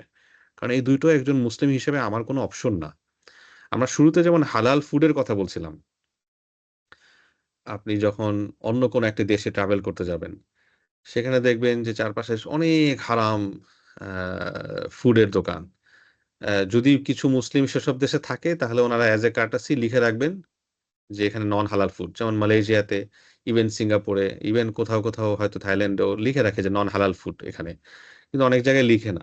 বাই ডিফল্ট আমরা বুঝে নেই যে এটা নন হালাল। কারণ হালাল হলে সেখানে লেখা থাকে যে এটা হালাল ফুড এভেইলেবল অথবা হালাল সার্টিফাইড। এখন আমার কাছে ৩ টা রেস্টুরেন্ট আছে আমার সামনে। একটাতে ২ টাতে হচ্ছে নন হালাল, একটাতে হচ্ছে হালাল। একজন মুসলিম হিসেবে কি আমি দেখব যে নন হালাল আ রেস্টুরেন্টে দাম কত আর হালাল রেস্টুরেন্টে দাম কত? আরো সহজভাবে যদি বলি অন্য উদাহরণ দিয়ে, যে যারা বিশেষ করে নন মুসলিম দেশগুলোতে আছেন, আপনারা জানেন বা রিলেট করতে পারবেন আত্মীয়স্বজন থাকলে, যে সেখানে হালাল চিকেন, হালাল বিফ এগুলো সোর্স করা একটা কত বড় মুশকিল বিষয়। এখন আমি দেখলাম যে কি একটা বিরাট গ্রোসারি, হাইপার মার্কেট, সুপারমার্কেট অনেক সস্তায় চিকেন সেখানে বিক্রি করছে। কিন্তু সেটা কি হালাল? হালাল না। আর হালাল চিকেন যারা স্লটার করে ফ্রেশ বিসমিল্লাহি আল্লাহু আকবার বলে বিক্রি করছে, দাম বেশি। এখন এজ এ মুসলিম আমি কি কম দামে ১০ টা চিকেন কিনবো না দাম বেশি দিয়ে একটা কিনবো? আমার কাছে ওই ১০ টা চিকেনের অপশনই নাই। কারণ সেটা নন হালাল। যেটা আল্লাহ রাব্বুল আলামিন যে কাজটা আমাদের জন্য নিষেধ করেছেন সেটা আমার জন্য কোনো অপশনই না। যদি আমি না থাকতে পারি চলে আসবো। যেই দেশে থাকার পরে আমি হালাল খেতে পারি না, এই দেশে তো আমার থাকা দরকার নাই। আরদুল্লাহি ওয়াসিআ। আল্লাহর পৃথিবী, আল্লাহর জমিন প্রশস্ত। অন্য কোথাও চলে যাই। আল্লাহ রিজিক দিবেন। রিজিক আমার জন্য যেটা লেখা, আর রিজকু মাকসুমুন, রাসূলুল্লাহ সাল্লাল্লাহু আলাইহি ওয়াসাল্লাম বলছেন। রিজিক ডিস্ট্রিবিউটেড, ডিস্ট্রিবিউটেড এটা অলরেডি অ্যালোকেটেড। যেটা রিজিক আমার জন্য নির্ধারিত সেটা আমি পাবো। এখন হয় আমি তাড়াহুড়া করব শয়তানকে ফলো করে, এবং তাড়াহুড়া করে আমি আল্লাহর নির্দেশনার বাইরে গিয়ে আমি আপনার সোর্স করব, অথবা আমি সবর করব। এবং ঠিকই আমার জন্য যে রিজিক সেটা আসবে। আমার কাজ হচ্ছে এফোর্ট দেয়া, চেষ্টা করে যাওয়া। আল্লাহ রাব্বুল আলামিন বলেছিলেন না, ওই যে আয়াতটি আমি পড়েছিলাম, ফাইদা কুদিয়াতিস সালাহ ফান্তাশিরু ফিল আরদ ওয়াবতাগু মিন ফাদলিল্লাহ। আল্লাহর ফদল, আল্লাহর অনুগ্রহ তোমরা অন্বেষণ করো। লুক আফটার, অথবা সার্চ ফর। ওয়াবতাগু অর্থ করা যায় যে সার্চ ফর, তোমরা সার্চ করো, খুঁজে বেড়াও। তো ওই খুঁজে বেড়ানোর কাজটা আমার। আর রিজিক কে দিবেন? রাজ্জাক হচ্ছেন আল্লাহ রাব্বুল আলামিন। তাহলে আমি যেটা মানে প্রাসঙ্গিকভাবে বলছিলাম, অনেক ভাই বোন আমাদেরকে জিজ্ঞাসা করেন যে নন মুসলিম দেশে হিজরত করব কিনা বা ইত্যাদি যাব কিনা। এটা অনেক ডিবেটেবল, কন্টেম্পোরারি স্কলারদের মাঝে উভয় এটা বক্তব্যই আছে। আমি ওদিকে যাচ্ছি না। আমি জাস্ট একটা সিম্পল জিনিস বলছি যে কোনো একটা দেশে থাকার কারণে আমি যদি হালাল খেতে না পারি, আমি যদি সেখানে ৫ ওয়াক্ত সালাত আদায় করতে না পারি, হ্যাঁ, অনেকে জিজ্ঞাসা করেন যে আমি যেখানে চাকরি করি আমাকে তো নামাজ পড়তে দেয় না। কেন ভাই? যেখানে আমি ৫ ওয়াক্ত নামাজ পড়তে পারি না ওখানে আমাকে কেন থাকতে হবে? আল্লাহর পৃথিবী প্রশস্ত। যেখানে থাকার জন্য আমাকে ওয়াইন বিক্রি করতে হবে, ওয়াইনের দোকানে আমাকে কাজ করতে হবে, সেখানে আমাকে কেন থাকতে হবে ভাই? আল্লাহর পৃথিবী প্রশস্ত। আল্লাহ রাব্বুল আলামিন আমাকে এই কাজ থেকে বের করে অন্য জায়গায় যেন নেন, সেজন্য আমাকে অবশ্যই এফোর্ট দিতে হবে, চেষ্টা করতে হবে। এবার আসেন আমরা যারা আইটি সেক্টরে কাজ করি। আমরা জানি যে আমাদের আইটি সেক্টরের আনটিল টুডে একটা বড় অংশের ক্লায়েন্টই আসলে নন মুসলিম কান্ট্রি গুলোতে যারা আছেন তারা, রাইট? কাজেই প্রজেক্ট গুলো তাদের কাছ থেকে আসে। এখন কেউ প্রজেক্ট দিতে পারে যে পর্নোগ্রাফির ওয়েবসাইট বানাতে হবে, ওয়াইনের ফ্যাক্টরির ওয়েবসাইট বানাইতে হবে, আপনার মাসাজ সেন্টার যেখানে মেয়ে ছেলেকে মাসাজ করে বা ছেলেকে মাসাজ করে সেটা বানাইতে হবে, ওয়েবসাইট বানাইতে হবে। কেন ভাই? এইটা আমার জন্য কোনো অপশনই না, রাইট? হয়তো সেখানে $১,০০০, $২,০০০, $১০,০০০ দিবে। So what? I don't care. এই অ্যালাইনমেন্টটা আমাদের থাকা জরুরি। আজকে আমরা যারা এই ওয়েবিনারে জয়েন করেছি, মাসাইল যে এইটা জায়েজ কি, এটা জায়েজ না, এটা জায়েজ কি, এটা জায়েজ না, এটা আপনি পরেও জানতে পারবেন। কিন্তু যদি অন্তত এই অ্যালাইনমেন্টটা আজকের ওয়েবিনার থেকে নিয়ে যেতে পারেন, আমি নিজেকে সৌভাগ্যবান মনে করব। হারাম আমাদের জন্য ভাবেই কোনো অপশন না। কিছু হারাম কিন্তু খুবই obvious, ওইটা কারো মুফতি সাহেবের কাছে যাওয়া লাগে না। পর্নোগ্রাফির ওয়েবসাইট করা জায়েজ হবে কিনা এটা কি কোনো প্রশ্ন করার বিষয় হবে? হবে না। ওয়াইনের ওয়েবসাইট বানানো যাবে কিনা এটা কোনো প্রশ্নের বিষয় আছে? না। বেটিং ওয়েবসাইট বানানো যাবে কিনা এটা কি কোনো প্রশ্নের বিষয়? কোনো প্রশ্নের বিষয় না। রাইট? হ্যাঁ, কিছু জায়গায় আমরা আমরা মানে খালি দৃষ্টিতে বুঝতে পারি না। ফরেক্স এর ওয়েবসাইট বানানো যাবে কিনা? এইটা খালি দৃষ্টিতে আমরা অনেক সময় বুঝতে পারি না। আমরা মনে করি যে ও আচ্ছা, ফরেক্স মানে তো কারেন্সি ক্রয়-বিক্রয় হয়। না, এটা তো ভালো জিনিস। ওইটা যখন আপনি মুফতি সাহেবের কাছে যাবেন, যারা সাবজেক্ট ম্যাটার এক্সপার্ট তারা আপনাদেরকে বলবেন যে ভাই, ফরেক্স এর ওয়েবসাইট যেগুলো আছে রিটেল পর্যায়ের, এগুলোর অধিকাংশই হচ্ছে ফেক ট্রান্সেকশন ডিল করে। আর কি মানে এক কথায় যদি আমি বলি, সিম্পলিফাই করি।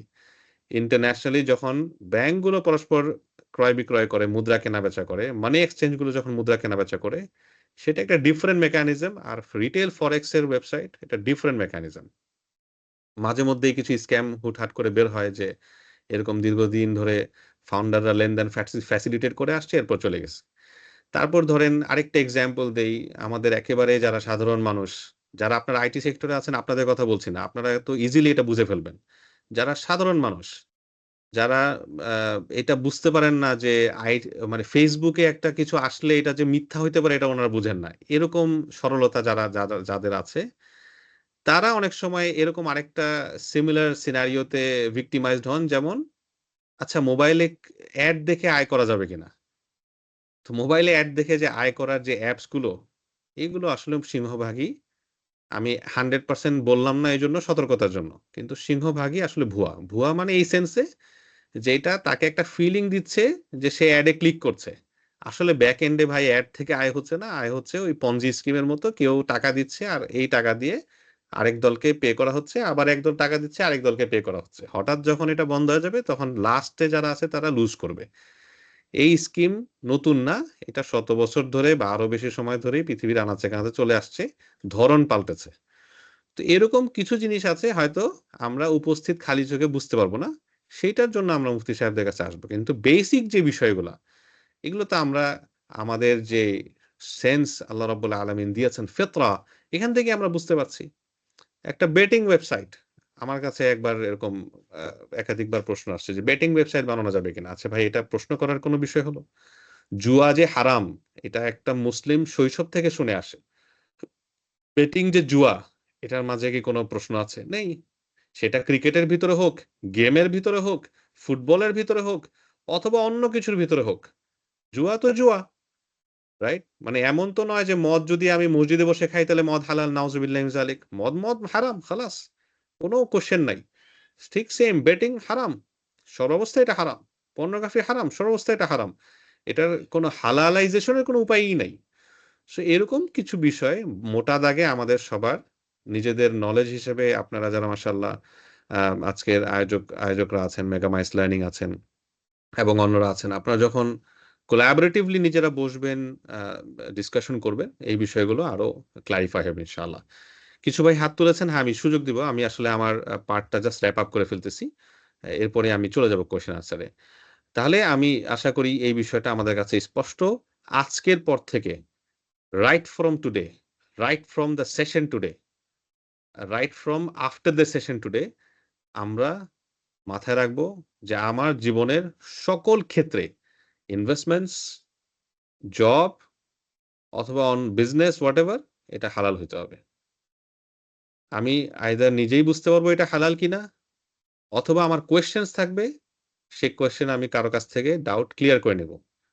কিন্তু অন্য সবাই হারাম খাচ্ছে এজন্য খাবো, ভাই সবাই তো সুদ খায় এজন্য আমিও খাই, ভাই সবাই তো এই ওয়েবসাইট বানায় আমিও বানাই না। ভাই আমি মনে করি যে আজকের সেশনে যদি আমরা জাস্ট এই মেসেজটা নিতে পারি, আলহামদুলিল্লাহ। আমরা একটু সবার ভার্চুয়াল হাত দেখতে পারি কি, যে সবাই আমরা রাজি আছি কিনা। মাহফিল হলে তো সবাইকে জোরে ঠিক বলতে বলতাম, তাহলে সবাই ঠিক বলতেন। তো অন্তত ভার্চুয়াল হাত তুলেন, সবাই দেখি যে আর উই অ্যালাইনড অর নট। হ্যাঁ, মাশাআল্লাহ, অনেকেই হাত তুলেছেন, জাযাকুমুল্লাহ খাইরান। ঠিক আছে, আমি আমার লাস্ট পার্টে অলমোস্ট চলে আসছি। সেটা হলো যে এটা একটা স্লাইড, এটা আমি আসলে বলে ফেলছি অলমোস্ট, যে আমরা যখন কোনো একটা জায়গায় জব নিব বা একটা কাজ করবো, এবং যারা আইটিতে আছেন আপনাদের জন্য এটা এটা রেলেভেন্ট। সেটা হচ্ছে যে আমরা যে কাজগুলো নিব, প্রথমেই বিষয় হচ্ছে যে মেইন বিজনেস অ্যাক্টিভিটিটা কি। দেখেন অনেক সময় আমরা একটু শয়তান তো স্মার্ট, শয়তান ওভার স্মার্ট। আপনারা এখন যে চ্যাট জিপিটি, তারপর জেমিনি, তারপর ক্লড এআই, দুনিয়ার যত এআই দেখতেছেন, সব অবশ্যই ভাববেন, মনে রাখবেন যে শয়তান is much smarter than all these AI, right? এখন শয়তান অনেক সময় ওয়াসওয়াসা দেয়, আচ্ছা ওয়েবসাইটটা তো মদের, ঠিক আছে, কিন্তু তুমি তো ভাই কাজ করতেছো, একটা বাটন ঠিক করে দিবা। Right? আরে ভাই, আমি বাটনটা ঠিক করতেছি কোন জায়গায়? একটা মদের ওয়েবসাইটে। এই বাটন ঠিক করার কারণে কি হবে? মানুষ মদ খাবে বেশি করে, তাই না? আমরা অনেক সময় এই ছোটখাটো নিটিগিটিস একটু সন্দেহে পড়ে যাই। তো আমরা ইনশাআল্লাহ আজকের সেশন থেকে আশা করি আরো ক্লারিটি আসবে। আমরা ইনশাআল্লাহ হালালের মাঝে থাকার চেষ্টা করব। আর তো যেটা বলছিলাম, ১ নম্বর হচ্ছে যে যেই ওয়েবসাইট বা যেই প্রতিষ্ঠানের আমি কাজ করছি, জব করছি, তাদের মেইন বিজনেস অ্যাক্টিভিটি কি? আরেকটা হচ্ছে আমার পার্টিকুলার কাজটা কি? একটা হালাল কোম্পানি, আমার কাজ কি? আমার কাজ হচ্ছে তাকে ফেক অ্যাকাউন্টস বানায় দেয়া, তাকে বাটপারি করে দেয়া। তাহলে কি আমার জব হালাল হবে? হবে না। ইভেন দো বিজনেসটা হালাল ছিল, কিন্তু আমার জব স্কোপটা হালাল না। মানে কোন প্রকার প্রতারণা, বাটপারি শরিয়া অনুমোদন দেয় না। রাসূলুল্লাহ সাল্লাল্লাহু আলাইহি ওয়াসাল্লাম স্পষ্ট বলেছেন। তিনি একদিন বাজারে গিয়েছেন যাচাই করার জন্য। দেখেছেন যে একজন বিক্রেতা, উপরে শুকনো সম্ভবত গম ছিল অথবা যব ছিল, আমি এক্সাক্টলি মনে নেই। তো উপরে শুকনোটা রাখা, এবং রাসূলুল্লাহ হাত দিয়েছেন, ভেতরে ছিল ভেজাটা। অর্থাৎ ভেজাটা তো উপরে থাকা দরকার, যেন একজন ক্রেতা কিনতেই পারে, ভেজাটা সে কিনতে পারে। কিন্তু সে দেখছে যে উপরে শুকনো, এবং কেনার পরে বাসায় নিয়ে দেখলো ভেজা। আমরা অনেক সময় হয় না যে এই যে ফলের মৌসুম, সামনে গরমকালে আবার জাম শুরু হবে। তো অনেকেই আম বিক্রি করবেন। সুন্দর আমের চেহারা। যখন আপনি এসে বক্সটা খুলবেন, ভেতরে হচ্ছে সব, মানে উপর দিয়ে বড় আম, নিচে দিয়ে সব ছোট আম, নষ্ট আম। তারপর আপনার এই সেই নানা রকম ইস্যু।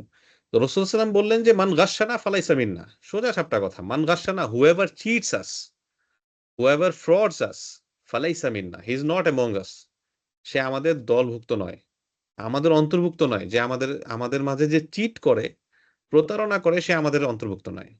কাজে আমি যেই কাজই করি না কেন, আমার বিজনেসের ক্ষেত্রে, অবশ্যই বিজনেসের ক্ষেত্রে আপনার জবের ক্ষেত্রে চিটিং, ফ্রড, বাটপারি, প্রতারণা, মিথ্যা, এটা কোনোভাবেই একজন মুসলিমের আপনার ক্যারেক্টারিস্টিক হতে পারে না। আর লাস্ট একটা বিষয়, সেটা হচ্ছে, এটা অলরেডি বলে ফেলেছি, সেটা হচ্ছে যে একটা কোরআনিক একটা গাইডলাইন, যেটা আমাদের সকলের কাজের ক্ষেত্রে একটা গুরুত্বপূর্ণ প্রিন্সিপাল, সেটা আল্লাহ রাব্বুল আলামিন বলেছেন সূরা আল মায়েদার ২য় নম্বর আয়াতে, ওয়া তাআওয়ানু আলাল বিররি ওয়াত তাকওয়া ওয়া লা তাআওয়ানু আলাল ইসমি ওয়াল উদওয়ান। তোমরা একে অপরকে সৎ কাজে এবং তাকওয়ার কাজে সহযোগিতা করো, গুনাহের কাজে, শত্রুতার কাজে তোমরা সহযোগিতা করো না।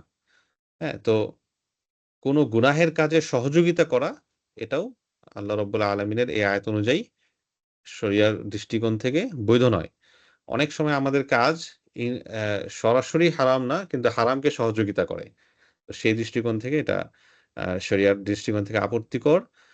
আর ফাইনালি তাহলে মোটা দাগে আমরা কয়েকটা জিনিস খেয়াল রাখার চেষ্টা করব। একটা হচ্ছে, আমরা যেই আয়টা আমাদের আসছে, সেই আয়টা শরিয়া সম্মত সার্ভিসের মাধ্যমে কিনা, যেটা অলরেডি আমি আগে বলেছি। ২ নম্বর হচ্ছে, যে প্রজেক্টটা আমরা করছি, সেই প্রজেক্টটা ইটসেলফ ওভারঅল, এর আগে আমি বিজনেসের কথা বলেছি, বা প্রজেক্ট ধরেন, সেটা শরিয়ার দৃষ্টিকোণ থেকে পারমিসিবল কিনা।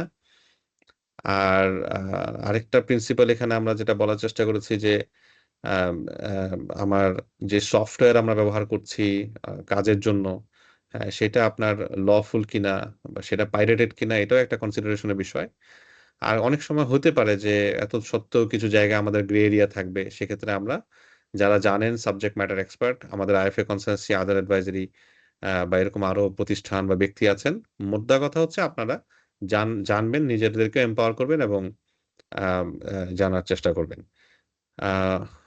এরপর আরো কিছু বিষয় ছিল, আমি ওগুলা জাস্ট কুইকলি আপনাদেরকে দেখিয়ে ১ মিনিটের মধ্যে শেষ করে দিচ্ছি ইনশাআল্লাহ। সেটা হচ্ছে যে, আমরা যারা বিশেষ করে আইটি রিলেটেড প্রজেক্টে থাকি, আমাদের হাতে অনেক ডেটা থাকে, অনেক সেনসিটিভ ডেটা থাকে।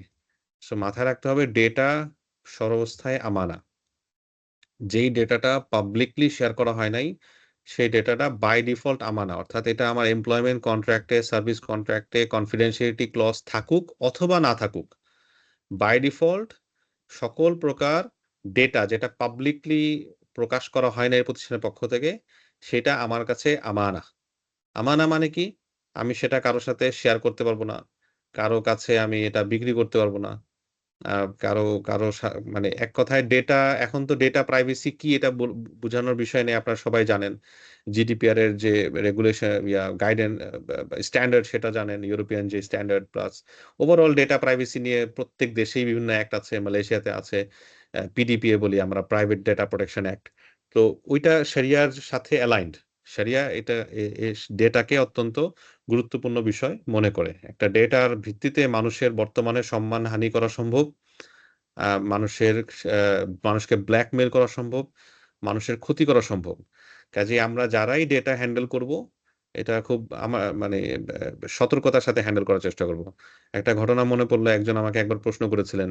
উনি একটা কোম্পানির মার্কেটিং সেলস এর ছিলেন। উনার কাছে অনেক সেলস ডেটা ছিল, আ ইউজার কাস্টমারদের বা ইত্যাদি। তো উনি এটা আরেকজনকে বিক্রি করবেন, অন্য একজন কোম্পানির একজনের কাছে। এইটা বিক্রি করা জায়েজ হবে কিনা? আমি উনাকে বলেছি যে, আপনার কল্ব কি বলে? আপনার হার্ট কি বলে, এটা বলেন। আপনি একটা প্রতিষ্ঠানের মাঝে আছেন, প্রতিষ্ঠান আপনাকে হাইলি কনফিডেনশিয়াল ইনফরমেশন এর অ্যাক্সেস দিয়েছে। এখন আপনি আরেকজনের কাছে বিক্রি করে দিবেন। হোয়াট ডাজ ইউর হার্ট সে? তো সবকিছু আসলে ফতোয়ার বিষয় না। এটা আমাদের হার্টই বলে দিবে। মুফতি সাহেবের কাছে যেতে হবে না। আল ইসমু মা হাকা ফি সদরিক ওয়া ইন আফতাকা নাস ওয়া আফতাকা। এটা হাদিসের ভাষ্য। রাসূলুল্লাহ সাল্লাল্লাহু আলাইহি ওয়াসাল্লাম বলেছেন, গুনাহ হচ্ছে যেটা, সেটা তোমার মনে খটকা লাগায়, ডাউট সৃষ্টি করে। মনে হচ্ছে ঠিক না। যদিও এর পক্ষে বা বিপক্ষে ফতোয়া দেয়া হয়। তো অনেক সময় আমরা জাস্ট যদি we listen to our heart, আমরা কিন্তু বুঝবো যে জিনিসটা আসলে আমাদের জন্য সঠিক নয়। আর হ্যাঁ, মোটামুটি আর আসলে আপাতত কিছু বলার কিছু নেই। আমার মোটামুটি অনেক বিষয় চলে আসছে। লাস্ট বাট নট লিস্ট, মাথায় রাখতে হবে যে, আমরা যারা হালাল নিয়ে, ইসলামিক ফাইন্যান্স নিয়ে, ইত্যাদি নিয়ে কাজ করার চেষ্টা করছি, we all are in a long journey, এবং you know we need all of you to work together with us in every step of the way. আমরা একা আসলে এই পথ চলতে পারবো না। আমাদের স্ট্রং কমিউনিটি থাকা লাগবে এবং নিজেদের মাঝে শেয়ারিং করা লাগবে। চ্যালেঞ্জেস গুলো শেয়ার করতে হবে। আমরা যদি সাইলো ভাবে কাজ করি, হ্যাঁ, আমরা একে অপরের পাশে না দাঁড়াই, তাহলে চারপাশে এত হারামের ছড়াছড়ি, এখান থেকে আমাদেরকে সেভ করা অত্যন্ত কঠিন। তো আমরা সবাই একসাথে চলতে চাই এবং আমাদের যে প্রতিষ্ঠানগুলো আদেল, আইএফএ কনসালটেন্সি, আমাদের একটি মাদ্রাসাও আছে, centre for Islamic economics studies, যেখান থেকে আলেমরা ইফতাব 2 বছর ব্যাপী মুফতি হচ্ছেন মাশাআল্লাহ, এবং তারা এই বিষয় নিয়ে শিখছেন। এই সবগুলো প্রতিষ্ঠানের উদ্দেশ্য এটাই, যে আপনারা যারা এই ধরনের জায়গায় সাপোর্ট চান, এই সাপোর্টটা দেয়া এবং সবাই মিলে যেন আমরা আরাম থেকে বেঁচে থাকতে পারি। আল্লাহ তাআলা যেন আমাদেরকে সে তৌফিক দান করুন। আমি এখানেই শেষ করছি। আমরা হয়তো স্পেসিফিক Q&A তে চলে যেতে পারি ইনশাআল্লাহ। তাহলে ভালো হবে। জাযাকুমুল্লাহ। জি, আলহামদুলিল্লাহ, ডক্টর মুফতি সুলতান হাফিজাহুল্লাহকে অসংখ্য ধন্যবাদ।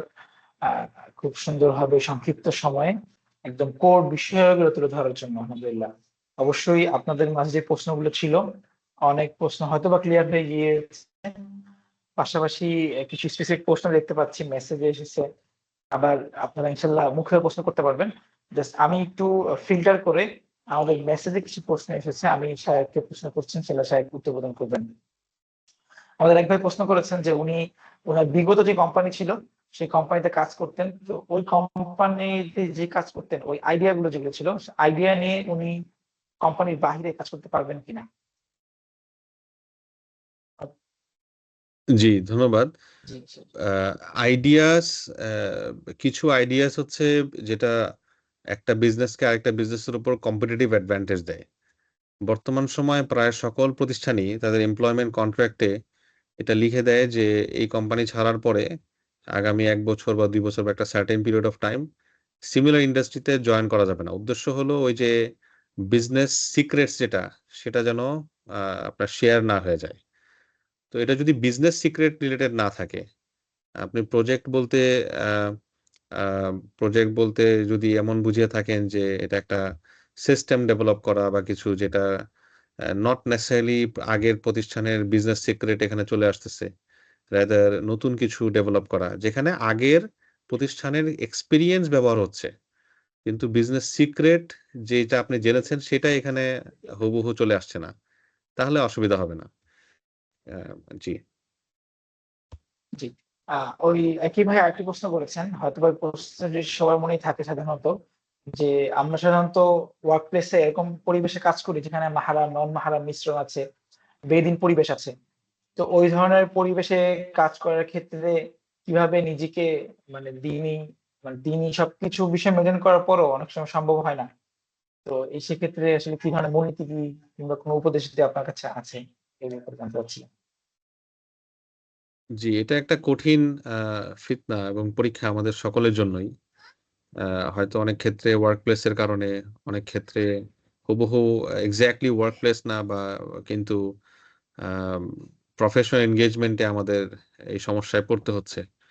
আ আমরা প্রথমত অবশ্যই আমাদের জায়গা থেকে যে আল্লাহ রাব্বুল আলামিনের যে প্রিন্সিপাল গুলো আমাদের লোয়ারিং দ্য গেজ, ইয়াগুদ্দু মিন আবসারিহিম, আল্লাহ রাব্বুল আলামিন বলেছেন কুল লিল মুমিনিনা ইয়াগুদ্দু মিন আবসারিহিম, চোখ অবনমিত রাখা এবং আ খালওয়া পরিহার করা। রাসূল সাল্লাল্লাহু আলাইহি ওয়াসাল্লাম হাদিসে আমাদেরকে খালওয়ার ব্যাপারে বলেছেন। খালওয়া মানে হচ্ছে নারী এবং পুরুষ এমনভাবে কোনো একটা জায়গায় আ থাকা প্রাইভেটলি, যেখান থেকে বাহির থেকে কেউ দেখতে পারে না। ক্লোজড রুম যেটা, সেই খালওয়া পরিহার করা। ৩ নম্বর হচ্ছে অ্যা বিপরীত লিঙ্গের সাথে আপনার হাসাহাসি অথবা unnecessary যে আ টক্স, সেগুলোকে এভয়েড করা। এই কয়েকটা বিষয় যদি আমরা আ প্রাইভেট কনভারসেশন যতটা সম্ভব পরিহার করা। গ্রুপ মেসেজেস হইতে পারে। ধরেন আপনি যারা আইটি সেক্টরে আছেন, আপনারা হয়তো অনেকে Slack ব্যবহার করেন বা এরকম। তো এখানে চ্যানেলস আছে, গ্রুপ যেটা WhatsApp গ্রুপের মতো। সেখানে কনভারসেশন হতে পারে, ফাইন। কিন্তু প্রাইভেট কনভারসেশন যতটা সম্ভব পরিহার করা। তো আমরা যদি এই কয়েকটা বিষয়, মানে খালওয়া কিন্তু শুধুমাত্র আ ফিজিক্যালি হয় এরকম না। খালওয়া প্রাইভেটলিও হতে পারে। প্রাইভেটলি WhatsApp এ আ অনেক বেশি কনভারসেশন হয়, Messenger এ হয়, Slack এ হয়। এই কনভারসেশন কিন্তু শয়তান ডাইভার্ট করবে। আজ নয়তো কাল। সো এই জায়গাগুলো পরিহার করা আর সর্বোপরি আ চেষ্টা করা যে ওয়ার্ক প্লেসেও অন্তত এই সেগ্রিগেশনটা আনা যায় কিনা।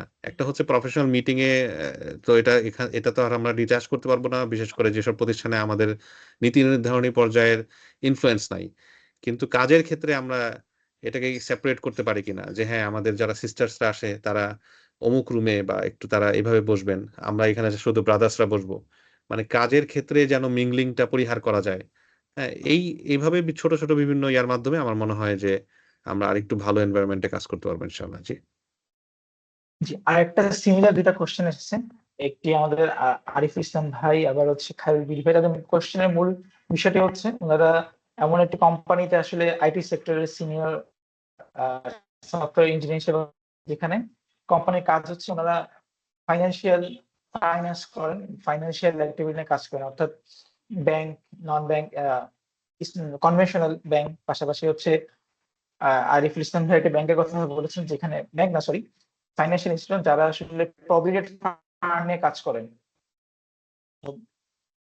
তো এই ধরনের যারা আসলে সুদি কার্যক্রম করেন, তার ওইসব কোম্পানিতে আইটি সেক্টরে কাজ করা বৈধ হবে কিনা, প্রশ্ন হচ্ছে এটা। জি, ধন্যবাদ। যদি এই আইটি কোম্পানি মূলত নিউট্রাল সফটওয়্যার বানায় থাকে, যেটা উভয় ধরনের প্রতিষ্ঠানেই সেলেবল হয়, অর্থাৎ লেটস সে একটা কোর ব্যাংকিং সফটওয়্যার, যেটা ইসলামিক ব্যাংকগুলোর জন্যও কিছু কাস্টমাইজেশনের মাধ্যমে অ্যাপ্লাই করা পসিবল, আবার কনভেনশনাল ব্যাংকের জন্য পসিবল, অথবা ইসলামিক ইন্স্যুরেন্স বা তাকাফুলের জন্য পসিবল, আবার কনভেনশনাল ইন্স্যুরেন্সের জন্য পসিবল। তাহলে সেই জায়গা থেকে আইটিটা অনেকটা নিউট্রাল একটা সেগমেন্ট বলে পরিগণিত হবে, এবং আশা করি ইনশাল্লাহ আয় হালাল হবে। এটা আমি একটা ব্রড লেভেল প্রিন্সিপাল বললাম। বাকি আপনি যদি আরো ফার্দার সার্টেনটি চান, আমাদেরকে পুরো ডিটেল সিনারিও লিখে যদি পাঠান, তাহলে হয়তো আমরা আরো স্পেসিফিক সিনারিও বেসড উত্তর দিতে পারবো। আমি আসলে এখানে যে উত্তরগুলো বলবো এগুলো সবগুলোই ব্রড লেভেল আনসার, মানে একেবারে স্পেসিফিক সিনারিওকে হয়তো ক্যাটার করবে না। এজন্য ক্ল্যারিটি বা সার্টেনটি আরো বেশি প্রয়োজন হলে অবশ্যই আপনারা সরাসরি আমাদের সাথে যোগাযোগ করার চেষ্টা করবেন। জি। আরিফুল ইসলাম ভাই একটু স্পেসিফিক বলেছেন, এই জন্য আমি সিনিয়রটা বলছি। উনি আসলে এমন একটা কোম্পানিতে চাকরি করেন, মানে উনি কোম্পানিতে সফটওয়্যার সিনিয়র ইঞ্জিনিয়ার হিসেবে আছেন, যে কোম্পানি মূলত প্রভিডেন্ট ফান্ডের একটা অংশ নিয়ে বিভিন্ন ব্যাংকে বিনিয়োগ করে। এটা যদি সম্ভব হচ্ছে। এটা কোন প্রশ্নটা? একটু মোহাম্মদ আরিফুল ইসলাম যেই এটা একটা ওনার প্রশ্নটা। আরিফুল ইসলাম, জি জি জি জি আচ্ছা, ইংলিশে যেটা করেছেন, I work in a USA G based outsourcing company. এখানে জি সম্ভবত তিনি জানতে চাচ্ছেন যে ওনার যে রিটায়ারমেন্ট প্ল্যান যেটা, না যেটা সেটার কথা বলছেন, নাকি পরে আরেকটা প্রশ্ন করেছেন? জি ওইটাই ওইটাই ওইটা লাস্টের আচ্ছা, দিকে আছে। হ্যাঁ হ্যাঁ, এখানে যেটা তিনি বলেছেন যে আহ, ওনার যে রিটায়ারমেন্ট প্ল্যান যেটা অফার করা হয়, সেটাতে ওনার কিছু স্যালারি, কিছু অংশ আপনার মানে আপনার বোথ হালাল এন্ড হারাম ইনভেস্টমেন্ট। এটা একটু বলি, ইউএসএ তে যে রিটায়ারমেন্ট প্ল্যান, যেটা 401k যে রিটায়ারমেন্ট প্ল্যান বা অন্যান্য যে রিটায়ারমেন্ট প্ল্যান গুলো আছে, ইউএস এর একটা সৌন্দর্য মানে ভালো দিক হচ্ছে কোম্পানি চাইলে রিটায়ারমেন্ট প্ল্যানটাকে কাস্টমাইজ করতে পারে, এবং অলরেডি কয়েকটি প্রতিষ্ঠান শরিয়া কমপ্লায়েন্ট রিটায়ারমেন্ট প্ল্যান তৈরি করার জন্য সার্ভিস অফার করছে ইউএসএ তে।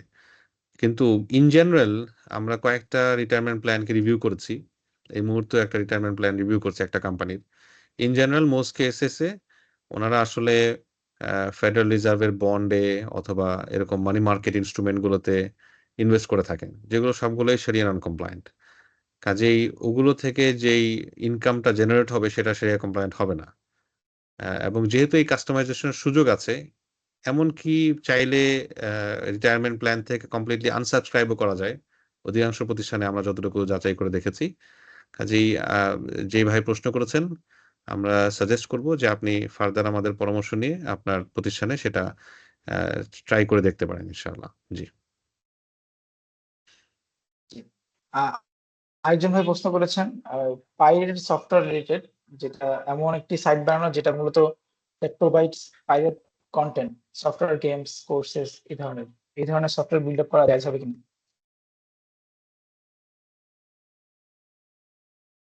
জি, পাইরেটেড সফটওয়্যার, গেমস ইত্যাদি, পাইরেটেড মানেই তো হচ্ছে ডাকাতি করা, অর্থাৎ এটাকে আপনার যে প্রোটেকশনটা ছিল সেই প্রোটেকশনটাকে হ্যাক করা এবং এটাকে ম্যাস মানুষের জন্য উন্মুক্ত করে দেয়। এই প্র্যাকটিসটা ইটসেলফ শরিয়ার জায়গা থেকে তো বটেই, ইন্টারন্যাশনালিও এবং প্রত্যেক রিজিওনাল যে ল সে অনুযায়ীও এটা কমপ্লায়েন্ট কোনো অ্যাক্টিভিটি না। যে এই ধরনের কাজ থেকে বিরত থাকা উচিত। ধন্যবাদ। এখন আমরা কিছু মৌখিক প্রশ্নে চলে যাব। আমাদের দেখতে পাচ্ছি অনেকেই হাত উঠিয়েছেন। আমরা এক একজনের কাছে চলে যাবো। আলামিন ভাই দেখতে পাচ্ছি আমার লিস্টে সবার আগে আছেন। আলামিন ভাই যদি প্রশ্ন করতেন। মহানম বশির ভাই, এখানে হাত কে জি আগে জি উঠিয়েছেন 1 2 3 এই সিরিয়ালে আছে। আমরা মনে হয় যিনি 1 ওনাকে আগে দিতে পারি। জি 1-0 ওনাকে দিয়েছে। আলামিন ভাইকে বলছিলাম। আলামিন ভাই মুবাশশির ভাই, এখানে আপনাকে একটু আলামিন ভাই না ওনাকে থাকলে অ্যাক্সেস দিতে হবে। একটু অ্যালো মাইক দিতে হবে আপনার এন্ড থেকে। হ্যাঁ, আমি দিয়েছি। আচ্ছা, ঠিক আছে। অনেক দিয়েছি। হয়তো নেই। আসহাব ভাই আছেন মনে হচ্ছে। আসহাব ভাই। আচ্ছা ভাইয়া, আমি তখন ইয়া করতে পারতেছিলাম না আরকি, সরি। ও জি, ঠিক আছে বলেন ভাই। আচ্ছা, আমার অ্যাকচুয়ালি ২ টা প্রশ্ন। একটা প্রশ্ন হচ্ছে, আ যদি কেউ কোনো গভর্নমেন্ট প্রজেক্টে কাজ করে, এখন গভর্নমেন্ট প্রজেক্ট তো হচ্ছে কোম্পানি নেয়। তো এই ক্ষেত্রে তো হচ্ছে ওইখানে আসলে কোনো ঘুষ-টুস দেওয়া হয়েছে কিনা সেটা তো আসলে মানে এমপ্লয়িরা আসলে জানে না। সো যদি ঘুষ দেওয়া হয়ে থাকে মানে এটা তো আসলে ওই কোম্পানি করছে। এটা এই ক্ষেত্রে কি আসলে মানে করণীয় কি আরকি? তো ওই ধরনের কোম্পানিতে কাজ করা যাবে কিনা? আপনার প্রশ্নটা হলো যে কোম্পানি হয়তো ঘুষ দিয়ে কাজটা নিতে পারে, অথবা নাও নিতে পারে, যেটা হয়তো এমপ্লয়ি হিসেবে আপনারা জানেন না। কিন্তু প্রজেক্টটা একটা হালাল শরিয়া কমপ্লায়েন্ট প্রজেক্ট যেখানে কাজ করছেন। হ্যাঁ, তাহলে মানে প্রজেক্টে ওই হারাম কোনো কিছু নাই আরকি। মানে এটা ওই ধরনের জি, ইমেজ না, যেটা হচ্ছে সাধারণ মানুষ ইউজ মানে করে। টেন্ডারটা পেতে হয়তো ওনারা কিছু করেছেন বা করেননি ইত্যাদি। আচ্ছা, হ্যাঁ, এখানে প্রথম বিষয় হলো যেহেতু প্রজেক্টটি হালাল এবং আপনাদের কাজও অ্যাজিউম করছি হালাল, কাজে ইনশাআল্লাহ এটার ইনকাম হালাল হবে। বাকি যদি আপনার জানা থাকে যে এটা প্রকিউর করার জন্য অনৈতিক উপায়ের আশ্রয় নেওয়া হয়েছে, তাহলে অবশ্যই আপনাদের ঊর্ধ্বতন মহলে যেভাবে হিকমার সাথে, উইজডমের সাথে এটা কনভে করা যায়, এটা কনভে করা উচিত।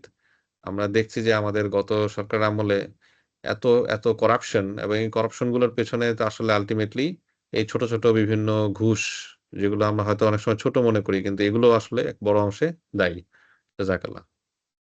আচ্ছা, আরেকটা কোয়েশ্চেন হচ্ছে, যদি আমরা কোনো মানে নন মুসলিম কোনো একটা কোম্পানিতে কাজ করি যেখানে হচ্ছে প্রজেক্ট হালাল, মানে যে তারা যে প্রজেক্টটা করতেছে ওইটা হচ্ছে মানে হারাম কোনো কিছু নাই আরকি। সো সেইসব প্রজেক্টেই কাজ করা যাবে কিনা?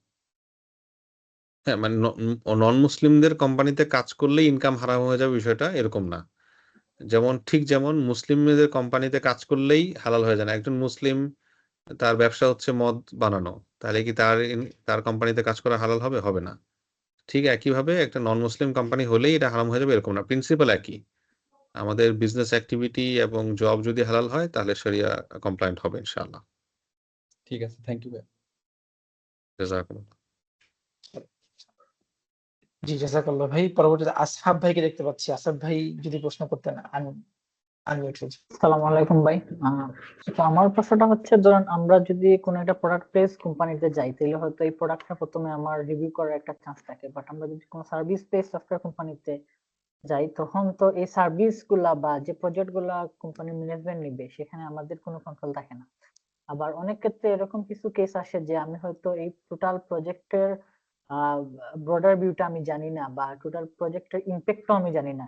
এটাতে হয়তো আমি ছোট কোনো একটা ফিচারে কাজ করতেছি বা ছোট কোনো একটা ফিক্সেসে কাজ করতেছি। সো এইরকম যদি কোনো প্রজেক্ট থাকে যেটা শরিয়া মোতাবেক সেটা হালাল না, কিন্তু আমি সেটা জানি না, ব্রডার ভিউ যে তোমার কাছে নাই, আমি একটা কোনো এটার ছোট কোনো একটা ফিচারে কাজ করছি, তখন সেটার জন্য আর কি কি হবে, সেটার জন্য আমি গুনাহের ভাগীদার হব কিনা? জি, তো আপনি যেটা বলার চেষ্টা করেছেন সেটা হচ্ছে যে মূল বিজনেস হয়তো হালাল। তার প্রজেক্টটার মাঝে ব্রডার প্রজেক্টে আ নন হালাল থাকতে পারে সেটা আপনি জানেন না। আপনি যেই পার্টিকুলার ফিচারে কাজ করেছেন, যতটুকু আপনার প্রিভিউ আছে সেটা হালাল, সেটাতে শরিয়া সম্মত নয় এরকম কোনো কিছু নাই। তাহলে এটা ইনশাআল্লাহ এটা হালাল হবে। যেহেতু আপনি ব্রডার ভিউটা জানেন না। ব্রড লেভেলের প্রজেক্টের ব্যাপারে যদি আপনার জানা থাকে তাহলে সেখান থেকে বিরত থাকা উচিত। জি।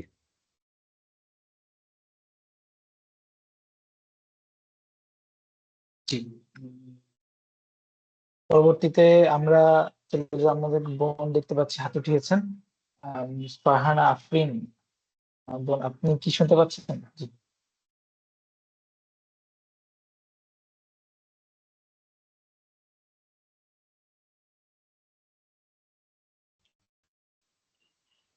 আচ্ছা আচ্ছা, জি আমাদের হ্যালো, আসসালামু জি আলাইকুম। বলুন। হ্যালো, আসসালামু আলাইকুম। শুনতে পাচ্ছেন? ওয়ালাইকুম ওয়ালাইকুম আসসালাম। শুনতে আসসালাম। পাচ্ছেন? জি, জি, জি, শোনা জি, যাচ্ছে।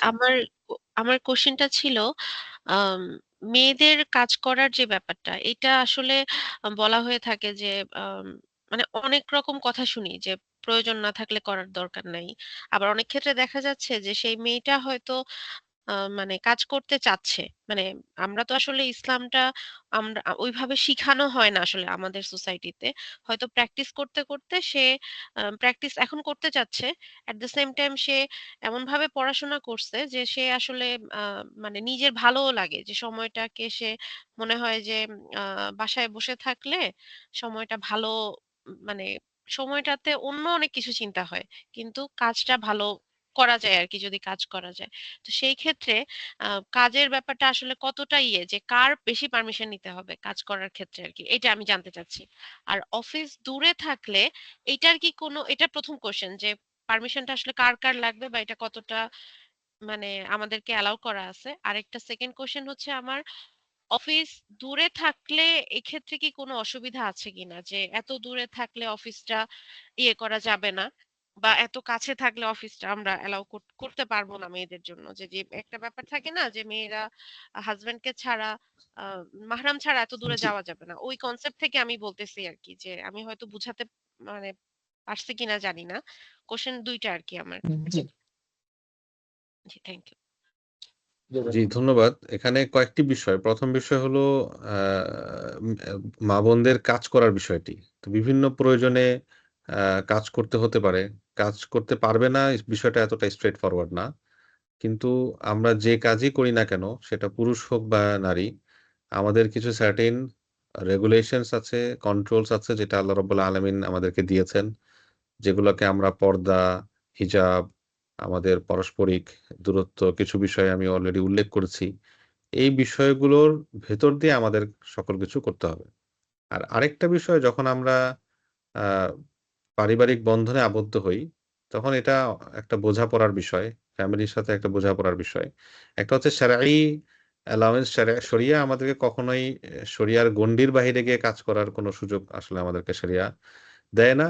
যেটা নেসেসিটি সেটার কথা আমি বলছি না। যে একান্ত নেসেসিটির জন্য শরিয়া অনেক নন শরিয়া কমপ্লায়েন্ট জিনিসকেও সাময়িকভাবে এবং ছোট স্কেলে আমাদের জন্য অ্যালাও করে, সেটার কথা বলছি না। নরমাল সার্কামস্ট্যান্সেস এ আমাদের শরিয়া যে গণ্ডি দিয়েছে এর মাঝে আমাদের পুরুষ হোক বা নারী আমাদের উভয়ের জন্যই কিছু গণ্ডি আছে।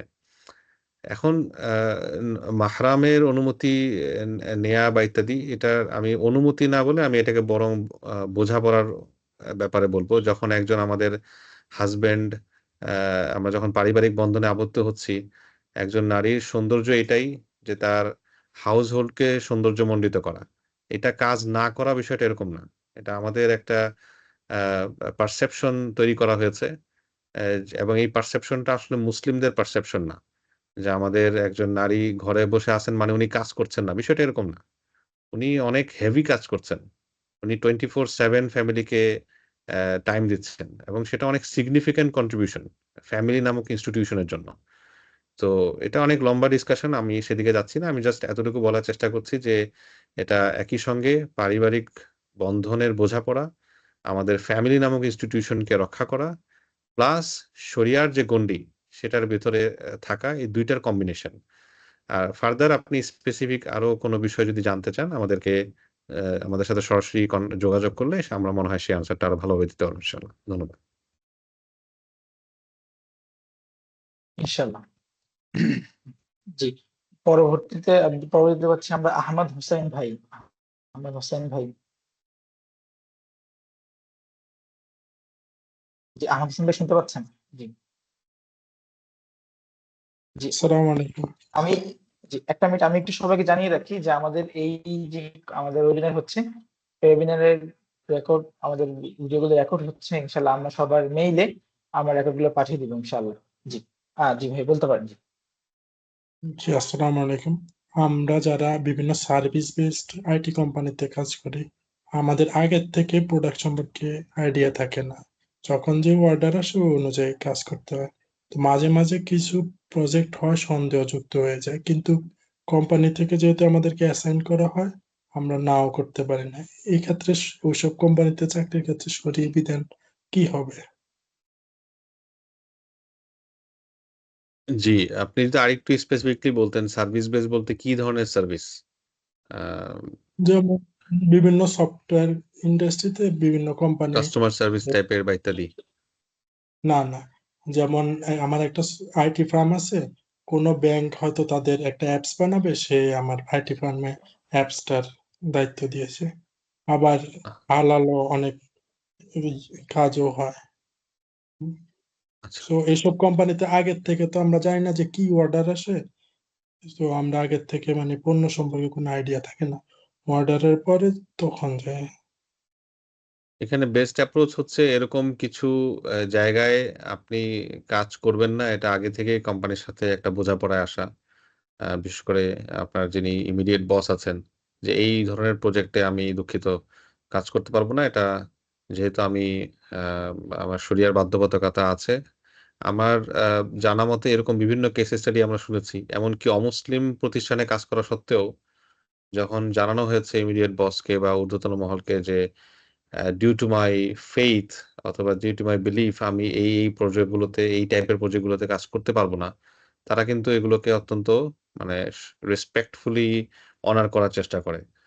তো আমার মনে হয় ফার্স্ট স্টেপ হচ্ছে এই চেষ্টা করা। যদি কোন কারণে এরকম একেবারেই সম্ভব না হয়, অল্টারনেটিভ ও না পাওয়া যায়, সেক্ষেত্রে হয়তো বড় আ আ আপনি যদি একেবারেই হারাম আ সেক্টরে ইনকাম হয়, সেটা আপনি ডোনেট করে দিতে পারেন।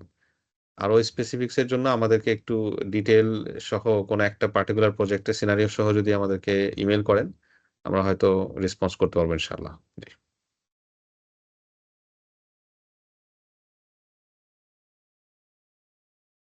জি, ধন্যবাদ। জাযাকাল্লাহ। আচ্ছা ধন্যবাদ। আসলে বলেছেন সবার প্রশ্ন নেওয়ার চেষ্টা করা হবে। বাকি কারো কাছে যদি মনে হয় আমার জি কারো কাছে যদি মনে হয় যে আমার উত্তরটি চলে এসেছে অন্য ভাইয়ের প্রশ্নে, তাহলে আর হাতটা রেইজ করার প্রয়োজন নেই ইনশাআল্লাহ। আর আরো স্পেসিফিক ভাবে যদি কারো প্রয়োজন হয় যে আরো খুব বিশদ আকারে কোনো জানতে ডিটেইলস আপনারা অবশ্যই একটা কনসালটেন্সি সকলকে মেইল করা হয়। এই মেইলে আমার কন্টাক্ট ইমেইল আছে। আপনারা সরাসরি আপনার প্রশ্ন পাঠান কিংবা আলোচনা ছিল। কিন্তু আমি ফরহাদ ভাইকে চাইবো। ফরহাদ ভাই জি শুনতে পাচ্ছেন? জি, আসসালামু আলাইকুম। ওয়া আলাইকুম আসসালাম ওয়া রাহমাতুল্লাহ। জি ভাই, আমার প্রশ্নটা অ্যাকচুয়ালি অনেকের পক্ষ থেকে। সেটা হচ্ছে আমরা হালাল ওয়েতে কিভাবে ট্যাক্স রিডিউস করতে পারি?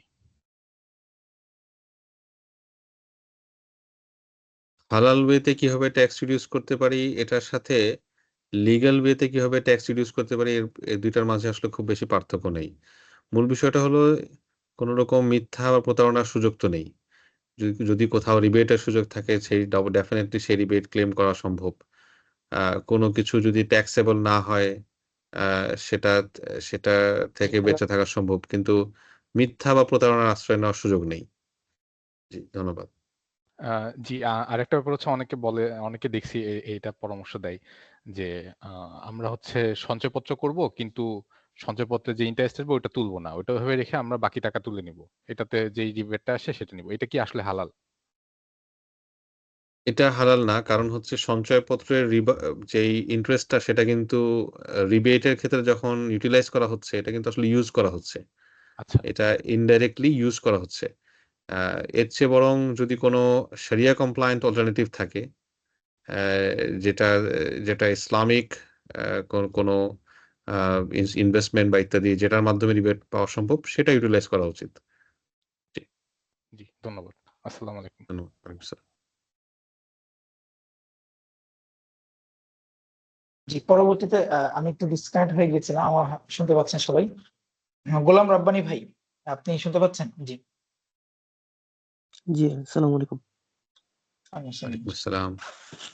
যে আমার প্রশ্নটা হচ্ছে যে আমরা অনেক সময় যেহেতু কোড রিলেটেড কাজ করি, কোডিং করি, তো কোনো সময় আমাদের অফিসের কাজের ক্ষেত্রে আমরা ওপেন সোর্স প্রজেক্ট থেকে কোড গুলো নিই, ওখান থেকে নিয়ে আমাদের হয়তো প্রবলেম যেটা আসলো ওখান থেকে সলভ করলাম, আবার কিছু প্রবলেম হয়তো নিজেরাই সলভ করলাম। আবার এরকম হয় যে পার্সোনাল কোনো আলাদা একটা প্রজেক্ট হয়তো কাজ করতেছি, যেটাই কম আমার হয়তো পরিচিত কেউ আমাকে বলছে তাকে, তো সেটা করতে গিয়ে দেখা গেল সিমিলার কিছু কাজ আমার লাগতেছে, সেটা হয়তো আমি ওখানে নতুন করে লিখতে গেলে আমাকে হয়তো অনেক সময় লাগবে, এই জায়গাটাতে আমি করলাম, ওটা আমারই লিখা, আরেকজনেরটা না, এবং পুরো প্রজেক্টও না, হয়তো স্পেসিফিক কোনো একটা পোর্শন, সেটা যদি এখান থেকে ওখানে দিয়ে দিই, এই ব্যাপারটা আসলে ইন জেনারেলি ইয়ে মনে হয় না, কিন্তু এটা আসলে কতটুকু ইয়ে হবে? ওপেন সোর্সের ক্ষেত্রে তো স্পষ্ট ওপেন সোর্সেরও অনেক রকম লাইসেন্স আছে। আমরা ধরে নিচ্ছি যে আপনি এমন লাইসেন্সের কোডের কথাই বলছেন যেখানে নিজস্ব প্রজেক্টে এটাকে মডিফাইড ভাবে ইউজ করতে কোনো অসুবিধা নেই। আর নিজের অন্য কোনো প্রজেক্ট যেটা কমার্শিয়ালি কোথাও সেল করা হয়েছে, ওখানে চুক্তির উপর এটা নির্ভর করবে। যদি ওখানে চুক্তিটা থাকে যে ওই কোড আপনি কোনোভাবে ইউজ করতে পারবেন না, তাহলে সেটা অনার করা উচিত। আর যদি চুক্তি এরকম থাকে যে একটা project as a project deliver করা হয়েছে, কিন্তু এটার পার্ট অ্যান্ড পার্সেল বিভিন্ন স্নিপেট, বিভিন্ন কোড রিউজ করা কি হবে কি হবে না সেটা নিয়ে কোনো কথা হয়নি এবং আপনার এই প্রজেক্টও ভিন্ন, তাহলে সেখানে সেই কোড ইউজ করতে কোনো অসুবিধা আমি দেখছি না। জাযাকাল্লাহ।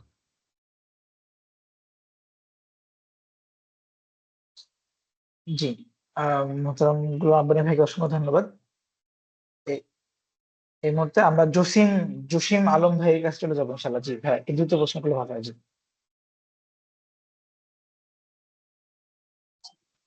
জি, আসসালামু আলাইকুম। আমার কোশ্চেনটা ওই ট্যাক্স রিলেটেডই ছিল, একটু আগে এক ভাই করলো। তো আমার কোশ্চেনটা হলো, গভর্নমেন্ট কিছু জাকাত ফান্ড আছে, ওই ফান্ড গুলাতে আমি যদি জাকাত দিই এবং ওটা যদি শো করি, তো ইনকাম ট্যাক্সে ওটার জন্য এক্সেমশন পাওয়া যায় আর কি। বাট এখানে আমার কোশ্চেনটা হলো, এই গভর্নমেন্ট ফান্ড গুলাতে মিস ইউজের একটা চান্স থাকে অনেক সময়, বা প্রপারলি ডিস্ট্রিবিউট হয় কিনা।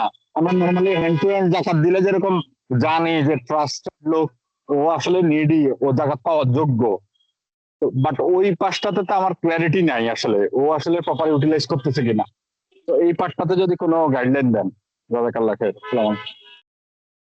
ওয়ালাইকুম সালাম রহমতুল্লাহ। জি, এটা একটা সুন্দর অল্টারনেটিভ। আমি আগেও বলেছি যে ট্যাক্সের ক্ষেত্রে লফুল যেই পদ্ধতিগুলো আছে, যেমন এটা একটা লফুল এবং একটা লিগেল রিবেটের উপায়। যেমন মালয়েশিয়ার সিস্টেম এখানে খুব চমৎকার, যে আপনি যদি জাকাত দিয়ে থাকেন সেটা 100% রিবেট পাওয়া যায় ট্যাক্স থেকে। কেউ যদি 5,000 রিঙ্গিট সে জাকাত দিয়ে থাকে, তাহলে তার ট্যাক্সে 10,000 রিঙ্গিট আসছে ফর এক্সাম্পল, সে সেখান থেকে পুরো 5,000 রিঙ্গিটই রিবেট পেয়ে যাবে, 100% রিবেট। তো এটা বাংলাদেশে ইন্ট্রোডিউস করার জন্য আমরা পরামর্শ দিয়েছি। আশা করি এটা হলে অনেকের জন্য রিলিফ হবে, কারণ আমাদের মুসলিম হিসেবে আমরা এমনিতেই জাকাত দিয়ে থাকি। তো এখন ইস্যু আরেকটা হলো যে গভর্নমেন্টের জাকাত বডিতে জাকাত দিলে জাকাত ঠিকমতো ডিস্ট্রিবিউট হচ্ছে কিনা। তো যদি সুনির্দিষ্টভাবে আমরা জানি যে ডিস্ট্রিবিউট হচ্ছে না, সেক্ষেত্রে পরিহার করা তো ভালো। কিন্তু সুনির্দিষ্টভাবে যদি আমরা না জানি, ডাউট থাকে, এবং ডেফিনিটলি গভর্নমেন্ট রিলেটেড সকল সার্ভিসেই কম বেশি আমাদের ডাউট থাকে। বিশেষ করে গত সরকারের আমলে আমরা যেটা দেখেছি, আমরা আশা করি সেটা সামনে ইনশাআল্লাহ পরিবর্তন হবে। তো সেই ডাউটফুল জায়গা থেকে আমরা যদি দেই, জাকাত হবে না আমার মনে হয় এটা বলাটা একটু কঠিন হয়ে যাবে। তারপরে আমরা এটা যেহেতু জাকাত হওয়া না হওয়া নিয়ে বিষয়, আমি আমার মন্তব্য রিজার্ভ রাখছি। আমাদের কলিগদের সাথে কথা বলে আমরা হয়তো এটা জানাবো ইনশাল্লাহ। কিন্তু ইন জেনারেল জাকাত মানে একেবারেই মিসইউজ হয় 100%, এরকম ক্ল্যারিটি না থাকলে কেউ যদি দেয়, আমরা আশা করি যে জাকাত আদায় হয়ে যাবে, এবং ওদিক দিয়ে যে রিবেটটা, মূল বিষয় ছিল রিবেট তো নিতে অসুবিধা নাই ইনশাল্লাহ। এইটা লফুল একটা রিবেট। জি, ধন্যবাদ। জি, ধন্যবাদ। এই মুহূর্তে আমরা দেখতে পাচ্ছি ইনশাল্লাহ মোহন হাসান ভাই। হাসান ভাই যদি প্রশ্ন করতেন। জি হাসান হাসান ভাই যদি অ্যাভেলেবেল না থাকেন, তাহলে আমরা আলী আকবর ভাইকে দেখতে পাচ্ছি। জি, হাতে উঠিয়েছেন। আমার প্রশ্ন হচ্ছে যে আমরা অনেক সময় ই কমার্স সাইট করে ক্লায়েন্টকে যখন হ্যান্ড ওভার করি, তো ক্লায়েন্ট হচ্ছে ওইখানে অনেক ফিমেল পিকচার দেখা যায় প্রোডাক্টের জন্য আপলোড করে, প্রোডাক্টের পিকচার ফিমেল সহ। তো সেই ক্ষেত্রে এখানে আসলে কি করা যায় এবং ডেভেলপার কি এর জন্য গুনাহগার হবে কিনা? জি ধন্যবাদ। আপনি যখন ডেভেলপ করছেন আপনার ডেভেলপের কন্ট্রাক্ট থাকবে শুধু একটা নিউট্রাল ই-কমার্স ওয়েবসাইট তৈরি করে দেয়া। তো এটা করার পরে এরপর যখন আপনি হ্যান্ডওভার করে দিচ্ছেন এবং সেটা ক্লায়েন্ট সাইডে ক্লায়েন্ট কিভাবে এটা ইউটিলাইজ করবে সেটার গুনাহের বোঝা তার উপর যাবে আরকি ইনশাআল্লাহ। ধন্যবাদ। জি আমি আসসালামু আলাইকুম ভাই, আমি একটু মিস করছিলাম, আমার এখানে একটু প্রবলেম ছিল জি মাইক্রোফোনে। জি, বলুন। জি আচ্ছা, আমি একটু একটা কমন একটা প্রশ্ন করতে চাচ্ছি, সেটা হচ্ছে যে যেটা সচরাচর অনেকেই করে, যে বিশেষ করে আমরা যারা অ্যাপস ডেভেলপার আছি, অ্যান্ড্রয়েড অ্যাপস নিয়ে কাজ করি বা iOS অ্যাপ নিয়ে কাজ করি, যে জবের পাশাপাশি অনেকের উদ্দেশ্য থাকে এক্সট্রা একটা ইনকাম করার। তো দেখা যায় যে গুগল অ্যাডসেন্স এর ব্যানার অ্যাড, অনেকে বলে যে ভিডিও বিজ্ঞাপন, অনেক সময় খারাপ বিজ্ঞাপন আসে, সেক্ষেত্রে ব্যানার অ্যাড ইউজ করে ইনকাম করা। হ্যাঁ, সেই অনেক সময় হালাল ইনকামও আসে, হালাল বিজ্ঞাপনও কিছু আসে। হ্যাঁ, সেই ক্ষেত্রে যদি একটু বলতেন আরকি এই ব্যাপারটা একটু ডিটেইলস। কারণ অনেকেই বিভিন্ন রকম মুফতি দেখলাম যে বিভিন্ন রকম মতামত দিছে এটার ক্ষেত্রে আরকি, যে কিছু সাদকা করে দিতে লাস্টের দিকে, যে কারণ যেহেতু কিছু হালাল ইনকাম এখানে থাকে। এই ব্যাপারটা যদি একটু বলতেন। কারণ যেহেতু আমরা অনেকেই অ্যাজ ডেভেলপার, বেশিরভাগ অনেকে বাংলাদেশে অনেক পোলাপান এইদিকেই চলে যাচ্ছে আরকি। এই ইনকামটাকে ওরা ভালোভাবে দেখতেছে। এখন আসলে এইটা শরিয়ার দৃষ্টিকোণ থেকে কিভাবে নিতে পারি আমরা? জি, জাযাকাল্লাহ। যে শুধু এখানে না ইভেন YouTube এ বিশেষ করে আ অনেকেই অ্যাড প্লেসমেন্ট এর মাধ্যমে Google AdSense এর মাধ্যমে ইনকামের একটা মনে করছেন একটা লম্বা পথ তৈরি হচ্ছে। এখানে আ আ আমরা অ্যাওয়্যার যে বিভিন্ন মত আছে। আমাদের কন্টেম্পোরারি অনেকে এই মত ব্যক্ত করেছেন যে হারাম যে পোরশনটা সেটা মানে first of all of course এটার ব্যাপারে তো সবাই একমত যে আমাদেরকে ফিল্টার আউট করতে হবে। যেগুলা আ আউটরাইটলি শরিয়া নন কমপ্লায়েন্ট ক্যাটেগরি বলে আমরা জানি অথবা অধিকাংশ এডই এখানে শরিয়া নন কমপ্লায়েন্ট লেটস সে ফ্যাশন বা ইত্যাদি। সেটা আমরা জি, ফিল্টার জি। আউট করে দিলাম ফর এক্সাম্পল। হ্যাঁ, হ্যাঁ। এরপর এটা করার পরও কিছু শরিয়া নন কমপ্লায়েন্ট ক্যাটেগরির এড আসে। এক্ষেত্রে আমাদের অনেকের মত এটা আমি দেখেছি যে নন হালাল যেই পোরশনটা আসছে এটা এস্টিমেট করে আ আপনার ইয়া করে দেয়া, সাদাকা করে দেয়া। আমি এভারেজ একটা যত আইডিয়া নিয়ে আরকি, হ্যাঁ, এভারেজ একটা তো গেস করে। আমি ব্যক্তিগতভাবে সবসময়ই অনেক আগে থেকেই এই মতটা মেইনটেইন করে আসছি এবং এখনো আমি এই মতটা মেইনটেইন করি। আমার সাথে অবশ্যই আমার কলিগদেরও এখানে ভিন্ন মত আছে। সেটা হলো যে Google AdSense এর পার্টিকুলারলি যদি বলি, এখানে আমাদের অভিজ্ঞতা হলো যে একজন যেই দেশ থেকে ব্যবহার করছে তার রিজিয়ন ইত্যাদি অনুযায়ী অ্যাডের ক্যারেক্টারিস্টিক ইত্যাদি চেঞ্জ হয়। এবং আমি অনেক সময় দেখেছি যে কোরআনের অ্যাপ ফর এক্সাম্পল এবং এই ধরনের অনেক অ্যাপ আমি গত মনে হয় ১০-১৫ বছরে রিমুভ করেছি। একবার দেখার পরেই এই অ্যাপ আমি রিমুভ করে দেই। ধরেন আপনি কোরআন পড়ছেন, কিন্তু সেখানে অ্যাড আসছে জিসাস ক্রাইস্ট নিয়ে ফর এক্সাম্পল অথবা এই ধরনের কারণ কি? কারণ ক্যাটেগরিটা হচ্ছে রিলিজিয়ন। সো সে রিলিজিয়ন ক্যাটেগরির অ্যাড দিচ্ছে। এখন রিলিজিয়ন ক্যাটেগরির অ্যাড যখন একজন ওয়েস্ট থেকে দেখবে, তো তার তার রিজিয়নে তো ওই ধরনের অ্যাড গুলাই মানুষ পে করছে। ওই অ্যাডটাই তাকে দেখাচ্ছে। তো এটা ব্যক্তিগতভাবে আমি মারাত্মক পর্যায়ের আ আ অন্যায় মনে করি এবং আমি আ যেটা অ্যাডভাইস করি সবাইকে, এখান থেকে বের হয়ে এসে মুসলিমদের অল্টারনেটিভ অ্যাড নেটওয়ার্ক তৈরি করা। আমাদের অনেক ভাই কাজ করছেন। আ সেগুলোকে সাপোর্ট করা। নিজেদের মাঝে কথা বললে আপনারা জানতে পারবেন অনেকেই এই ধরনের কাজ করার চেষ্টা করছেন। কিন্তু Google AdSense যতদিন পর্যন্ত তারা মুসলিমদের জন্য প্রপার ফিল্টারিং আ না তৈরি করবে, এটা আমি অত্যন্ত ডাউটফুল এবং রিস্কি মনে করি। অনেক জায়গায় দেখবেন যে একেবারে ওয়াজ চলছে, ওয়াজের ভিতর কোরআনের তেলাওয়াত চলছে YouTube এ ফর এক্সাম্পল, অ্যাড হচ্ছে সম্পূর্ণ তাকে অশ্লীলতায় নিয়ে যাওয়ার অ্যাড। তো অ্যাড তো হচ্ছে মানুষকে আহ্বান করা। এই যে আমরা একটা আয়াত পড়লাম, ওয়ালা তাআওয়ানু আলাল ইসমি ওয়াল উদওয়ান। তোমরা অন্যায় এবং শত্রুতার ক্ষেত্রে একে অপরকে সহযোগিতা করো না। এবং আরেকটি হাদিস আছে রাসূলুল্লাহ সাল্লাল্লাহু আলাইহি ওয়াসাল্লাম বলেছেন, মান দাআ ইলা হুদান কানা লাহু মিনাল আজরি মিসলু উজুরি মান তাবিআহু লা ইয়ানকুসু যালিকা মিন উজুরিহিম শাইআ ওয়া মান দাআ ইলা দালালাতিন কানা আলাইহি মিনাল ইসমি মিসলু আসামি মান তাবিআহু লা ইয়ানকুসু যালিকা মিন আসামিহিম শাইআ। যে ব্যক্তি মানুষকে কোনো ভালো কাজের দিকে ডাকে, তার আহ্বানে যত মানুষ সাড়া দিবে সকলের সওয়াবের সমপরিমাণ সে পাবে, যদিও তাদের সওয়াবের অংশ কোনো কমবে না। পক্ষান্তরে যে ব্যক্তিকে দলালা পথভ্রষ্টতার দিকে ডাকে, তার ডাকে যারা আহ্বানে যারা সাড়া দিবে তাদের গুনাহের বোঝার সমপরিমাণ বোঝা তার উপরও চাপানো হবে। যদিও তাদের গুনাহও কোনো অংশে কমবে না। তা আমি এটাকে অত্যন্ত সেনসিটিভ মনে করি। একান্ত তো কেউ এখানে আপনি ব্যক্তিগত পার্সপেক্টিভ এ কোনো মুফতি সাহেবের কাছে গিয়ে যদি অনুমতি নেন সেটা ভিন্ন বিষয়। উনার সিনারিও উনি বললেন এবং মুফতি সাহেব উনাকে পরামর্শ দিলেন। কিন্তু ব্রড লেভেলে আমরা চেষ্টা করা উচিত ডাউটফুল ক্যাটেগরি থেকে বিরত থাকা। জাযাকাল্লাহ। ঠিক আছে, ধন্যবাদ। আসসালামু আলাইকুম।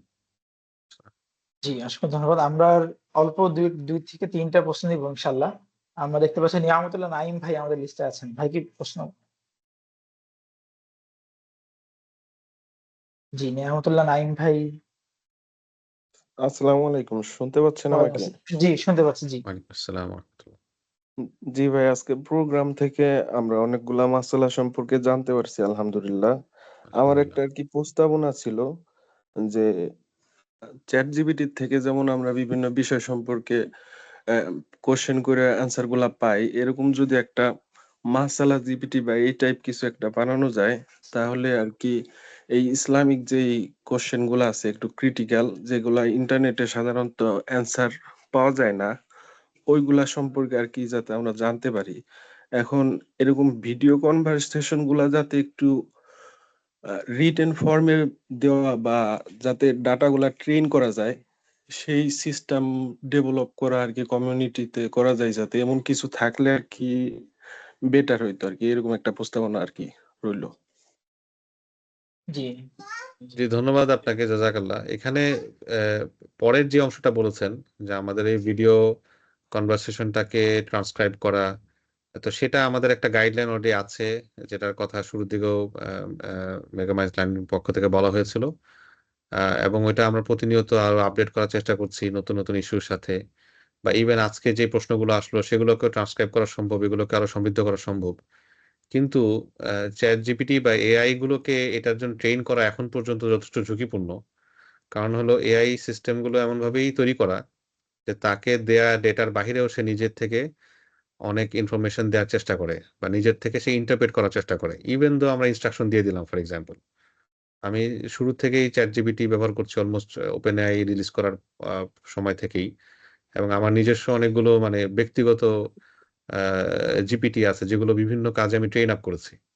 তো শরিয়ার জন্য যেগুলো ট্রেন আপ করা, আ সেগুলো অত্যন্ত ঝুঁকিপূর্ণ। কারণ এরা যতই আপনি তাকে বলেন যে, "ভাই তুমি" ভাই তো না মানে সরি এআই, যে তুমি এর বাহিরে আনসার দিবা না। সে নিজের থেকে মাতবরি করে এর বাহিরে আনসার দেয়। এবং শুধু ChatGPT না, আপনি Claude এর কথা বলেন, ইভেন Gemini এর কথা বলেন, সবগুলোই সেম অবস্থা। তো আ আমি মনে করি যে মাসালা অত্যন্ত ঝুঁকিপূর্ণ বিষয় এই ধরনের এআই এর ভিত্তিতে নিয়ে নিয়ে আসা ১ নম্বর বিষয়। ২ নম্বর হলো আমরা যখন আ এই মাসাইল গুলো জিজ্ঞাসা করি একজন মুফতি সাহেবকে, উনি অনেকগুলো কনটেক্সট বিবেচনা করেন। এখন পর্যন্ত যে এআই গুলো ডেভেলপ করা হয়েছে, যেহেতু এআই ইমোশনলেস এবং ইমোশন এআই তে আসলে আনা কখনো পসিবল হবে বলে এখন পর্যন্ত আমি কোথাও রিলায়েবল জায়গা থেকে দেখি নাই। কিন্তু ফতোয়ার ক্ষেত্রে ইমোশন একটা বেসিক কনটেক্সট সেট করে। যেটা এআই বা এই ধরনের ইন্টেলিজেন্ট প্ল্যাটফর্ম দিয়ে সম্ভব না। তো ফলে আপনি যেই মাসালাটা ফর এক্সাম্পল ইসলাম কিউএ বা এই ধরনের অনলাইন প্ল্যাটফর্মে দেখেছেন, এটা হয়তো আপনার জন্য প্রযোজ্য না। একজন মুফতি সাহেব ওই কনটেক্সটে ওই ব্যক্তিকে ওই স্পেসিফিক প্রশ্নের জন্য এই অ্যান্সারটা দিয়েছেন। যেটা আমার আপনার জন্য প্রযোজ্য না। দ্বীন অত্যন্ত ঝুঁকিপূর্ণ। এটাকে আমি জাস্ট আরেকটা কথা বলে শেষ করে দেই। ধরেন আ আমার নিজেরই একবার ঘা হলো। তো আমি কি করলাম? ঘায়ের পিকচারটা দিলাম। ChatGPT কে বললাম, "কি হয়েছে?" তো সে অনেকগুলো বিষয় বলল। এর মধ্যে একটা বলল, "এটা ক্যান্সারও হইতে পারে" ফর এক্সাম্পল। এখন আপনি কি ওই ইন্টারপ্রিটেশন এর ভিত্তিতে ওষুধ খাওয়া শুরু করব আমরা? না। তো আমি আমার হেলথ নিয়ে যদি এতটুকু সেনসিটিভিটি অ্যালাউ না করি, কেন আমার রিলিজিয়ন নিয়ে আমি এতটুকু সেনসিটিভ অ্যালাউ করব? ইবনে সিরিন রাহিমাহুল্লাহ বলেছেন, "ইন্নামা হাযাল ইলম" কি? আ আ সুবহানাল্লাহ। অ্যারাবিক ইয়াটা আমার এই মুহূর্তে ইয়া হয়ে যাচ্ছে। কিন্তু মিনিংটা হচ্ছে যে ইলম হচ্ছে দ্বীন। মানে এই ইলমটাই দ্বীন। ফানজুরু আম্মান তাখুযুনা দীনাকুম। কাজেই এই দ্বীন তুমি কোথা থেকে গ্রহণ করছো? ইলম মানে নলেজ। এই নলেজটা ইটসেলফ দ্বীন। কারণ নলেজের ভিত্তিতে আমার দ্বীন পরিপালন ডিপেন্ড করছে। কাজেই নলেজ কার থেকে নিচ্ছ? এটার ব্যাপারে সতর্ক থাকো। আমি একটু লম্বা জি। সময় বললাম কারণ আমাদের বাংলা ভাষায় অলরেডি এক ভাই একটা অ্যাটেম্প্ট নিয়েছিলেন। আমি LinkedIn এ ওনাকে আমি বুঝিয়ে এটা স্টপ করার কথা বলেছি। মুফতি এআই সম্ভবত তিনি নাম দিয়েছিলেন। এটা অনেক ঝুঁকিপূর্ণ প্রজেক্ট। অনেকে এআই আসার পরে কয়েকটা দেশেই কয়েক ভাই চেষ্টা করেছেন। কিন্তু সবাই সব জায়গায় শরিয়া স্কলাররা তাদেরকে স্টপ করেছেন যে, "না ভাই, this is not a good project to মানে invest your time and effort." জাযাকাল্লাহ। জি। আমরা আরেকটা গুরুত্ব প্রশ্ন, আমাদের কিছু প্রশ্ন ভাই যারা হাত তুলেছেন তারা আবার মেসেজে কোয়েশ্চেন করেছেন। আমি একটা কোয়েশ্চেন নিচ্ছি, সেটা হচ্ছে ইজ বিল্ডিং গেমস অ্যালাউড?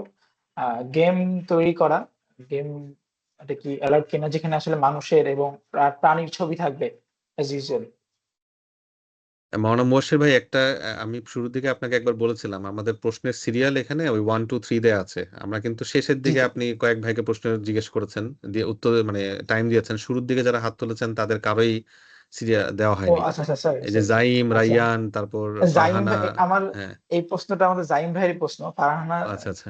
আপু মনে হয় প্রশ্ন করে ফেলেছেন একবার একবার ওকে, ওকে। আচ্ছা ঠিক আছে। আচ্ছা জি, এই বলেন। আমি যেটা একটা জাইম ভাইয়ের প্রশ্ন উনি আমাদের কিউএ তে প্রশ্ন করেছেন মেসেজে আচ্ছা, আচ্ছা। জি, জি, বলেন। প্রশ্নটা হচ্ছে আচ্ছা আমি জাইম ভাইকে তাহলে ইয়া করে দিচ্ছি হ্যালো আমি করে দিচ্ছি জি জাইম ভাই আপনার প্রশ্নটা করতে পারেন আপনি এখানে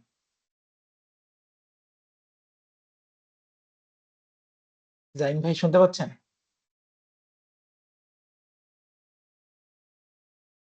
আচ্ছা ভাইয়ের প্রশ্নটি ছিল যে গেম বিল্ড আপ করা জায়েজ কিনা যেসব গেমে সাধারণত মানুষের ছবি থাকে প্রাণীর ছবি থাকে এই ধরনের প্রোডাক্ট ডেভেলপ করা যে গেম বলতে আমরা এখন যে গেমগুলো বলি, গেম বুঝাই যেগুলো ইনক্লুডস মানে excessive animation etcetera etcetera. Mostly আমার দেখা মতে সেটা স্কলারবৃন্দ বিভিন্ন দেশের স্কলারবৃন্দ এটার অনুমতি দেননি। বিকজ অফ মানে অনেক মাফাসিদ, একটা দুইটা এখানে কাউন্ট করার বিষয় নেই। তার চেয়ে আমরা যদি কোনো আম, আপনার প্রোডাক্টিভ গেমের দিকে নজর দিতে পারি, প্রোডাক্টিভ বিভিন্ন অ্যাপের দিকে নজর দিতে পারি। বিজনেস অনেক রকম এন্টারপ্রেনারশিপ গেম আছে, আরো বিভিন্ন প্রোডাক্টিভ গেম আছে। সেগুলো একটা ভালো ইয়া হতে পারে। অবশ্যই সেখানে যে বিভিন্ন আফসাদাগুলো আছে কন্টেম্পোরারি গেম, এগুলো থাকবে না, এতটা অ্যাডিকটিভ হবে না। অন্য টাইপের গেম হবে কমপ্লিটলি। কিন্তু এখন কন্টেম্পোরারি গেমস বলতে যেটা, এগুলো বিভিন্ন কারণেই, অবভিয়াস অনেকগুলো কারণেই স্কলার বৃন্দ থেকে মোটামুটি ভাবে আমরা দেখি যে তারা এটা অনুমতি দেন না। জাযাকাল্লাহ। জি জাইম ভাইয়ের উত্তর মনে হয় পেয়ে গিয়েছেন আশা করি আমরা লাস্ট আরেকজন দুইজন ভাইকে হয়তো বা জিজ্ঞেস করবো জায়েদ ভাই জি জায়েদ ভাই শুনতে পাচ্ছেন আসসালামু আলাইকুম শোনা যাচ্ছে? ওয়ালাইকুম আসসালাম। জি শোনা যাচ্ছে জি ওয়ালাইকুম সালাম। জি আমার প্রশ্নটা ছিল যে ফ্রিল্যান্সার যারা তাদের অনেক সময় ফিমেল ক্লায়েন্টসদের সাথে ভিডিও কলে বিজনেস রিকোয়ারমেন্টস নিয়ে কথা বলা লাগে। তো এই ব্যাপারে শরিয়া কি বলে বা কি করা উচিত? যে আমি অলরেডি ব্রড লেভেলে কিছু কথা বলেছি পূর্বেও।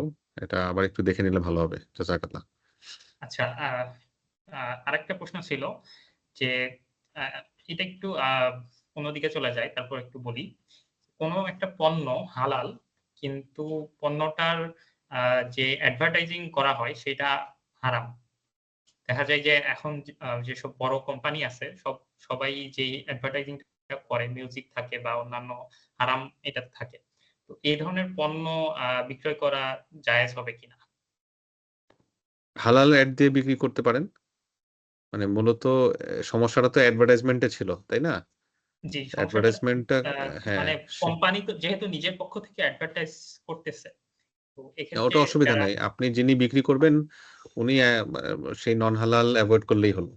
কারণ এখানে প্রোডাক্টটা ইটসেলফ তো নন হালাল না। প্রোডাক্টটা তো ইটসেলফ হালাল। কিন্তু জি, অ্যাডভার্টাইজমেন্টের যে মিনসটা, যেটা দুঃখজনকভাবে শুধু একটা দুইটা কোম্পানি না, প্রায় সকল প্রতিষ্ঠানই এই কাজ করেন। জি, জি। তো এটা এটার কারণে প্রোডাক্টটা ইটসেলফ নন হালাল হয়ে যাচ্ছে এরকম না। জি। আর অনেক সময় দেখা যায় যে পণ্যের গায়েও হারাম ছবি থাকে। সেটার কারণেও প্রোডাক্ট হারাম হবে না। জি। আচ্ছা, আচ্ছা। জাযাকাল্লাহ। জি আমরা লাস্ট একটি কোশ্চেন নেব তাহের ভাইকে দেখতে পাচ্ছি আমরা তাহের ভাই শুনতে পাচ্ছেন হ্যালো তাহের আসসালাম ভাই জি জি হ্যালো জি জি শুনতে পাচ্ছি আমার জি আমার প্রশ্নটা হলো যে এই যে চ্যাট জিপিটি বলি পারপ্লেক্সিলিটি বা অন্যান্য এআই ইভেন গুগলে আমি যে সার্চ করতেছি গুগল যে এআই থেকে এতগুলো আমাকে ডেটা রিটার্ন করতেছে সো এই ডেটাগুলো তো সে ট্রেন করতেছে বিভিন্ন সোর্স থেকে নেয় বিভিন্ন ওয়েবসাইট থেকে সে ডেটাগুলোকে কালেক্ট করতেছে যেটাকে আমি ওয়েব স্ক্র্যাপিং ওয়েব ক্রলিং সম্পর্কে আসলে জানি এটা নিয়ে গত 10-15 বছর আমি কাজ করতেছি বাট এটা নিয়ে মাঝে মাঝে দেখা যায় মানুষ সরাসরি আমাকে কাইন্ড অফ ডিরেক্ট অ্যাটাক করে বসে যে ওয়েব স্ক্র্যাপিং তো আসলে হারাম সো এই ব্যাপারে আপনাদের কোনো গাইডলাইনস আছে কিনা বা কোনো মতামত আছে কিনা যদি একটু জানাতেন ওয়েব স্ক্র্যাপিং মেইন টার্গেটটা হচ্ছে এআই ট্রেন করা এখানে দুটো বিষয়। এক নম্বর হচ্ছে আম, মানে আলটিমেটলি একটাই বিষয় যে ওয়েব স্ক্রেপিংটা আমি করছি কিসের জন্য, কি ধরনের ইনফরমেশন করছি এবং কিসের জন্য করছি বা কিভাবে ইউটিলাইজ করছি। ইনফরমেশন গুলো যদি পাবলিক ইনফরমেশন হয়, পাবলিক পেজ, হ্যাঁ, তো এটা স্ক্র্যাপ করতে তো মৌলিকভাবে অসুবিধা নেই। কিন্তু এথিক্যাল উপায়ে যদি আমরা প্রাইভেট ইনফরমেশন স্ক্র্যাপ করার চেষ্টা করি, যেটা মূলত ইউজার অ্যাক্সেস দিয়ে ঢুকতে হয়, এখন সামহাও এটা আমি হয়তো ব্রেক করেছি, করে সেখান থেকে ডেটা বের করে নিয়ে আসছি, সেটা তো আনএথিক্যাল এবং শরিয়াও এটাকে অ্যালাউ করে না। 2 নম্বর হচ্ছে আমি ব্যবহারটা করছি কিভাবে। এখন আপনি যেমনটা বলেছেন এআই কে ট্রেন করার জন্য এটা ব্যবহার করা, তো এআই কে ট্রেন করার পরে এআই যখন রিটার্ন করছে ডেটাটা, সে কিন্তু প্লেজারিজম যে ইন্টারন্যাশনাল আপনার স্ট্যান্ডার্ড আছে সেটাকে মেনটেন করে ডেটা রিটার্ন করছে, মানে হুবহু রিটার্ন করছে না। তো সেটা যদি আপনি মেনটেন করেন, অর্থাৎ আপনি আসলে আরেকজনের কন্টেন্ট হুবহু রিপ্রোডিউস করছেন না, বরং এটাকে কাস্টমাইজ করছেন ইত্যাদি ইত্যাদি, তাহলে এই দুটো বিষয় যদি মাথায় রাখা হয় আমি মনে করি যে অসুবিধা হবে না ইনশাল্লাহ। জি। ইনশাল্লাহ। আমাদের শাহেককে একটা প্রশ্ন করছে, আমাদের মেসেজে এসেছে প্রশ্নটি, কয়েকবার এসেছে। প্রশ্নটা হচ্ছে ব্ল্যাক ফ্রাইডে, তারপর হচ্ছে সাইবার মানডে, ক্রিসমাস ডে, এই ধরনের খ্রিস্টিয়ানদের দিবস উপলক্ষে বিভিন্ন অফার দেওয়া, তারপরে হচ্ছে ডিসকাউন্ট প্রমোশন অফার করা, এগুলো কি আসলে জায়েজ হবে কিনা, কিংবা একজন মুসলিম হিসেবে কতটুকু নৈতিক কাজ কিভাবে কি জি, মূলত ডিসকাউন্ট তো অসুবিধা নাই, যে কোনো সময় আপনি দিতে পারি। কিন্তু আমরা যখন এটাকে একটা সুনির্দিষ্ট ডে এর সাথে ব্র্যান্ডিং করি, ধরেন আমরা ব্ল্যাক ফ্রাইডে ক্রিসমাস সব বাদ দিয়ে আমরা বললাম পুরো ডিসেম্বর ডিল, পুরো ডিসেম্বরের জন্য একটা ডিল। আবার হয়তো রমাজানে যদি মুসলিম অডিয়েন্স থাকে বা ইউজার থাকে, আপনি রমাজানে একটা ডিল দিলেন ফর এক্সাম্পল, তাহলে ব্ল্যাক ফ্রাইডেও চলে আসলো। ব্ল্যাক ফ্রাইডে সম্ভবত ডিসেম্বরেই, তো আমি যদি মিস্টেক না করে থাকি, আর যদি অন্য কোনো সময় নভেম্বরে হয় নভেম্বরে, আচ্ছা তাহলে ধরেন নভেম্বর ডিল দিলেন। কিন্তু বাই দ্য ওয়ে ব্ল্যাক ফ্রাইডের মূল যে এসেন্স এটা আসলে এই মুহূর্তে আমার মাথায় নেই, এটার পেছনে রিলিজিয়াস সেন্টিমেন্ট আছে কিনা আমার মনে নেই, কিন্তু ক্রিসমাস ডেফিনেটলি এটার পেছনে একটা রিলিজিয়াস সেন্টিমেন্ট আছে, যে সেন্টিমেন্ট কমপ্লিটলি শরিয়ার এগেইনস্টে। যেই জন্য সেটা সেলিব্রেশন, যাকে কেন্দ্র করে সেলিব্রেশনটা, তাকে তারা কেন সেলিব্রেট করে, কারণ তারা তাকে গড মনে করে, যেটা শরিয়ার যে মূল আকীদা সেটার সাথে সাংঘর্ষিক। কাজে আমরা কোনোভাবেই এই দিবসটাকে গ্লোরিফাই করতে পারি না, এই দিবসটাকে সম্মানজনকভাবে উপস্থাপন করতে পারি না, তাতে করে ওই তাআউন আলাল ইসমি ওয়াল উদওয়ান, অন্যায় সহযোগিতা হচ্ছে। নতুন বছরের বিষয়টা এতটা স্ট্রং না, কারণ এটার পেছনে রিলিজিয়াস সেন্টিমেন্টের দূরবর্তী কিছু কানেকশন অবশ্যই আছে, কিন্তু আপনার অ্যাপারেন্টলি এটা অনেক বেশি আদর্শিক, আকীদাগত না।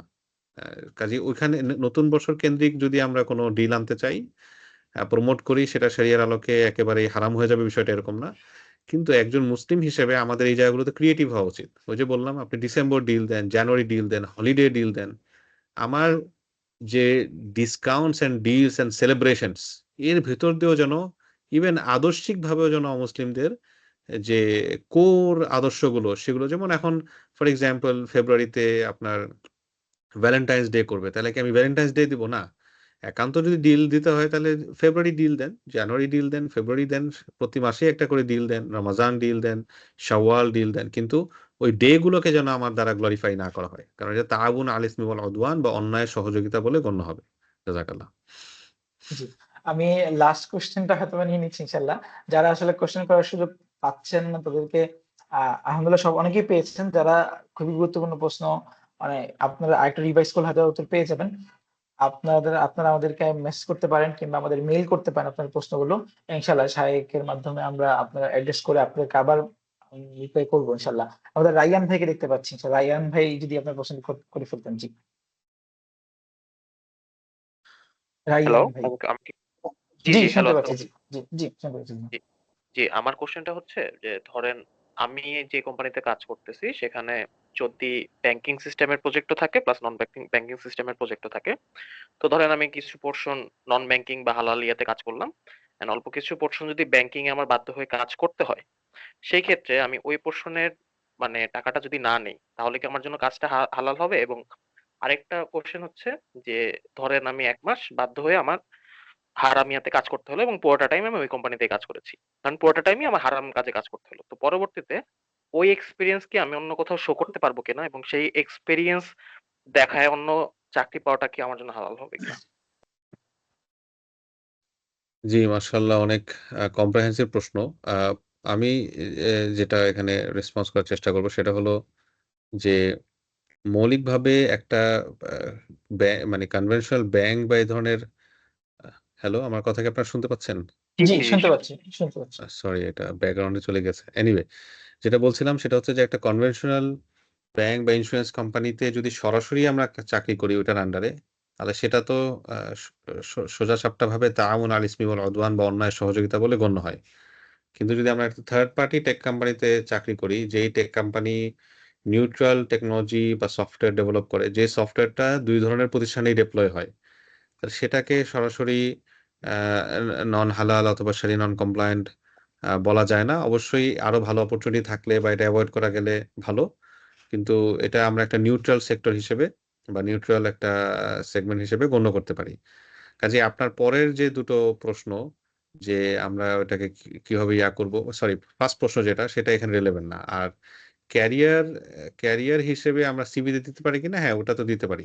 এটা অসুবিধা নেই। জি, ধন্যবাদ। জি, ধন্যবাদ। আমরা যারা হাত তুলে আছেন এর ভিতরে সম্ভবত একজন দেখতে পাচ্ছি যে প্রশ্ন করতে পারেননি। আমরা লাস্ট কোয়েশ্চেনটা নিয়ে নিই তাহলে ইনশাআল্লাহ। আবু মোহাম্মদ ভাই, আপনি কি শুনতে পাচ্ছেন? আবু মোহাম্মদ রাসেল ভাই।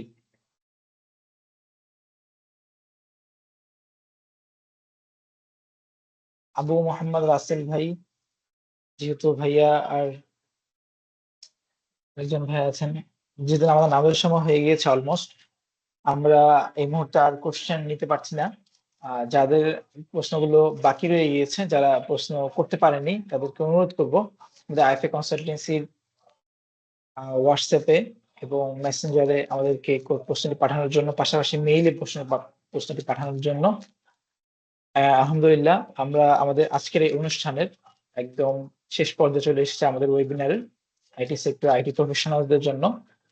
আমরা এতক্ষণ ওয়েবিনারের আলোচনায় আমরা অনেক কথা শুনেছি এবং আমরা একটা ফিল করতে পারছি যে আমরা যারা হালাল অনুযায়ী চলতে চাই আমাদের এই সেক্টরে, আমাদের জন্য এখনো অনেক কাজ করার বাকি। একটি মুসলিম কমিউনিটি তৈরি করার জন্য আমরা যদি দেখতে পাই, কাহাফ গার্ড নামে একটি প্রতিষ্ঠান রয়েছে যারা আসলে এইসব নিয়ে কাজ করে থাকে। একটা মুসলিমদের জন্য, প্র্যাকটিসিং মুসলিমদের জন্য একটি নিরাপদ এবং সফটওয়্যার ডেভেলপের জন্য কাজ করে থাকে। আমরা তাদের ওয়েবসাইট ভিজিট করতে পারি এবং তাদের বিভিন্ন কার্যক্রম ফলো করতে পারি। আমি আরো জানিয়ে রাখি যে আইএফএ কনসালটেন্সি আলহামদুলিল্লাহ 2016 সাল থেকে বাংলাদেশের সর্বপ্রথম শরিয়া কনসালটেন্সি ফার্ম, যারা ব্যক্তি পর্যায়ে এবং কর্পোরেট পর্যায়ে শরিয়া কনসালটেন্সি প্রদান করে থাকে এবং শরিয়া ট্রেনিং প্রদান করে থাকে, ইসলামিক ফাইন্যান্স, ইসলামিক ব্যাংকিং। তারপরে আপনার জীবনে হালাল ভাবে উপায় চলার জন্য যে ধরনের সাপোর্ট প্রয়োজন, প্রত্যেকটি সাপোর্ট আইএফএ কনসালটেন্ট আলহামদুলিল্লাহ দিয়ে আসছে এবং ভবিষ্যতে দিয়ে যাবে ইনশাআল্লাহ। তো আপনাদের যদি যে কোনো সার্ভিস প্রয়োজন হয় এবং হালাল রিলেটেড, ইসলামী প্রভিডেন্ট ফান্ড রিলেটেড, আপনাদের কোম্পানির যে কোনো সার্ভিস রিলেটেড, ফাইন্যান্সিয়াল সার্ভিস যেগুলো আসলে আপনারা শরিয়া কমপ্লায়েন্ট অনুযায়ী করতে চাচ্ছেন, আপনারা অবশ্যই আমাদের সাথে যোগাযোগ করবেন। আইএফএ কনসালটেন্সির পেজে মেসেজ দিবেন, আমাদেরকে মেইল করবেন ইনশাআল্লাহ। আমি সর্বশেষ মুফতি আফজাহুল্লাহকে অনুরোধ করব আপনার কনক্লুশনের মাধ্যমে ইনশাআল্লাহ আমরা আজকের অনুষ্ঠান শেষ করবো ইনশাআল্লাহ। জি, অনেক শুকরিয়া মাওলানা মহসিন হাফিজাকাল্লাহ, এবং একই সঙ্গে আমাদের মেগামাইস লার্নিং থেকে যে ভাইরা এখানে আজকে ছিলেন এবং আমাদের যারা আজকে পার্টিসিপেন্ট ছিলেন শুরু থেকে শেষ পর্যন্ত, আপনাদের সকলকে অনেক শুকরিয়া, ধন্যবাদ। হালালভাবে চলার চেষ্টা করার বেসিক বিষয় নিয়ে আমরা আজকে আলোচনা করার চেষ্টা করেছি। নিশ্চয়ই সব বিষয়ে আলোচনা করা সম্ভব হয়নি। বাকি আশা করি এটা আমাদের একটা জার্নির শুরু। আমরা আরো জানার চেষ্টা করব এবং আমাদের সকল কাজ, আমাদের সকল আয় 100% হালাল যেন হয় সে চেষ্টা আমরা সবসময় করব এবং বেশি, বেশি আল্লাহ রাব্বুল আলামিনের কাছে দোয়া করে তৌফিক চাইব। তিনি তৌফিক না দিলে আসলে আমরা যতই এফোর্ট দেই সেটার কোনো ফ্রুটস বা ফলাফল আসবে না। আল্লাহ রাব্বুল আলামিন আমাদের সকলকে হালালের উপর অটল থাকার তৌফিক দান করুন। হালালকে আমাদের জন্য সহজ করে দিন। হারামকে আমাদের জন্য কঠিন করে দিন। এই দোয়া করে আমরা আজকে মজলিসের দোয়া পড়ে আমাদের সেশন ইনশাআল্লাহ শেষ করতে পারি। জি, সবাইকে অসংখ্য ধন্যবাদ। ইনশাআল্লাহ আমরা রেকর্ডিংটি আমরা আপনাদের মেইলের মাধ্যমে যারা যে মেইল দিয়ে রেজিস্ট্রেশন করেছেন মেইলে আমরা ইনশাআল্লাহ রেকর্ডিং আমাদের কি নোটস গুলো আমরা পৌঁছে দেবো ইনশাআল্লাহ সবার কাছে। সবাইকে অসংখ্য ধন্যবাদ। সবাই আমাদের আইফে কনসালটেন্সি মেগামাইল লাইনকে ফলো করবেন এবং ভবিষ্যতে আপনাদের জন্য যেন আরো ভালো ভালো কন্টেন্ট এবং ওয়েবিনার আমরা নিয়ে আসতে পারি, যেন আমাদের জন্য দোয়া করবেন ইনশাআল্লাহ। সবাইকে ধন্যবাদ জানিয়ে আবারও ধন্যবাদ জানিয়ে শেষ করছি আমাদের আজকের অনুষ্ঠান। সবাইকে অসংখ্য ধন্যবাদ। আসসালামু আলাইকুম ওয়া রাহমাতুল্লাহি ওয়া বারাকাতুহু। ওয়ালাইকুম আসসালাম।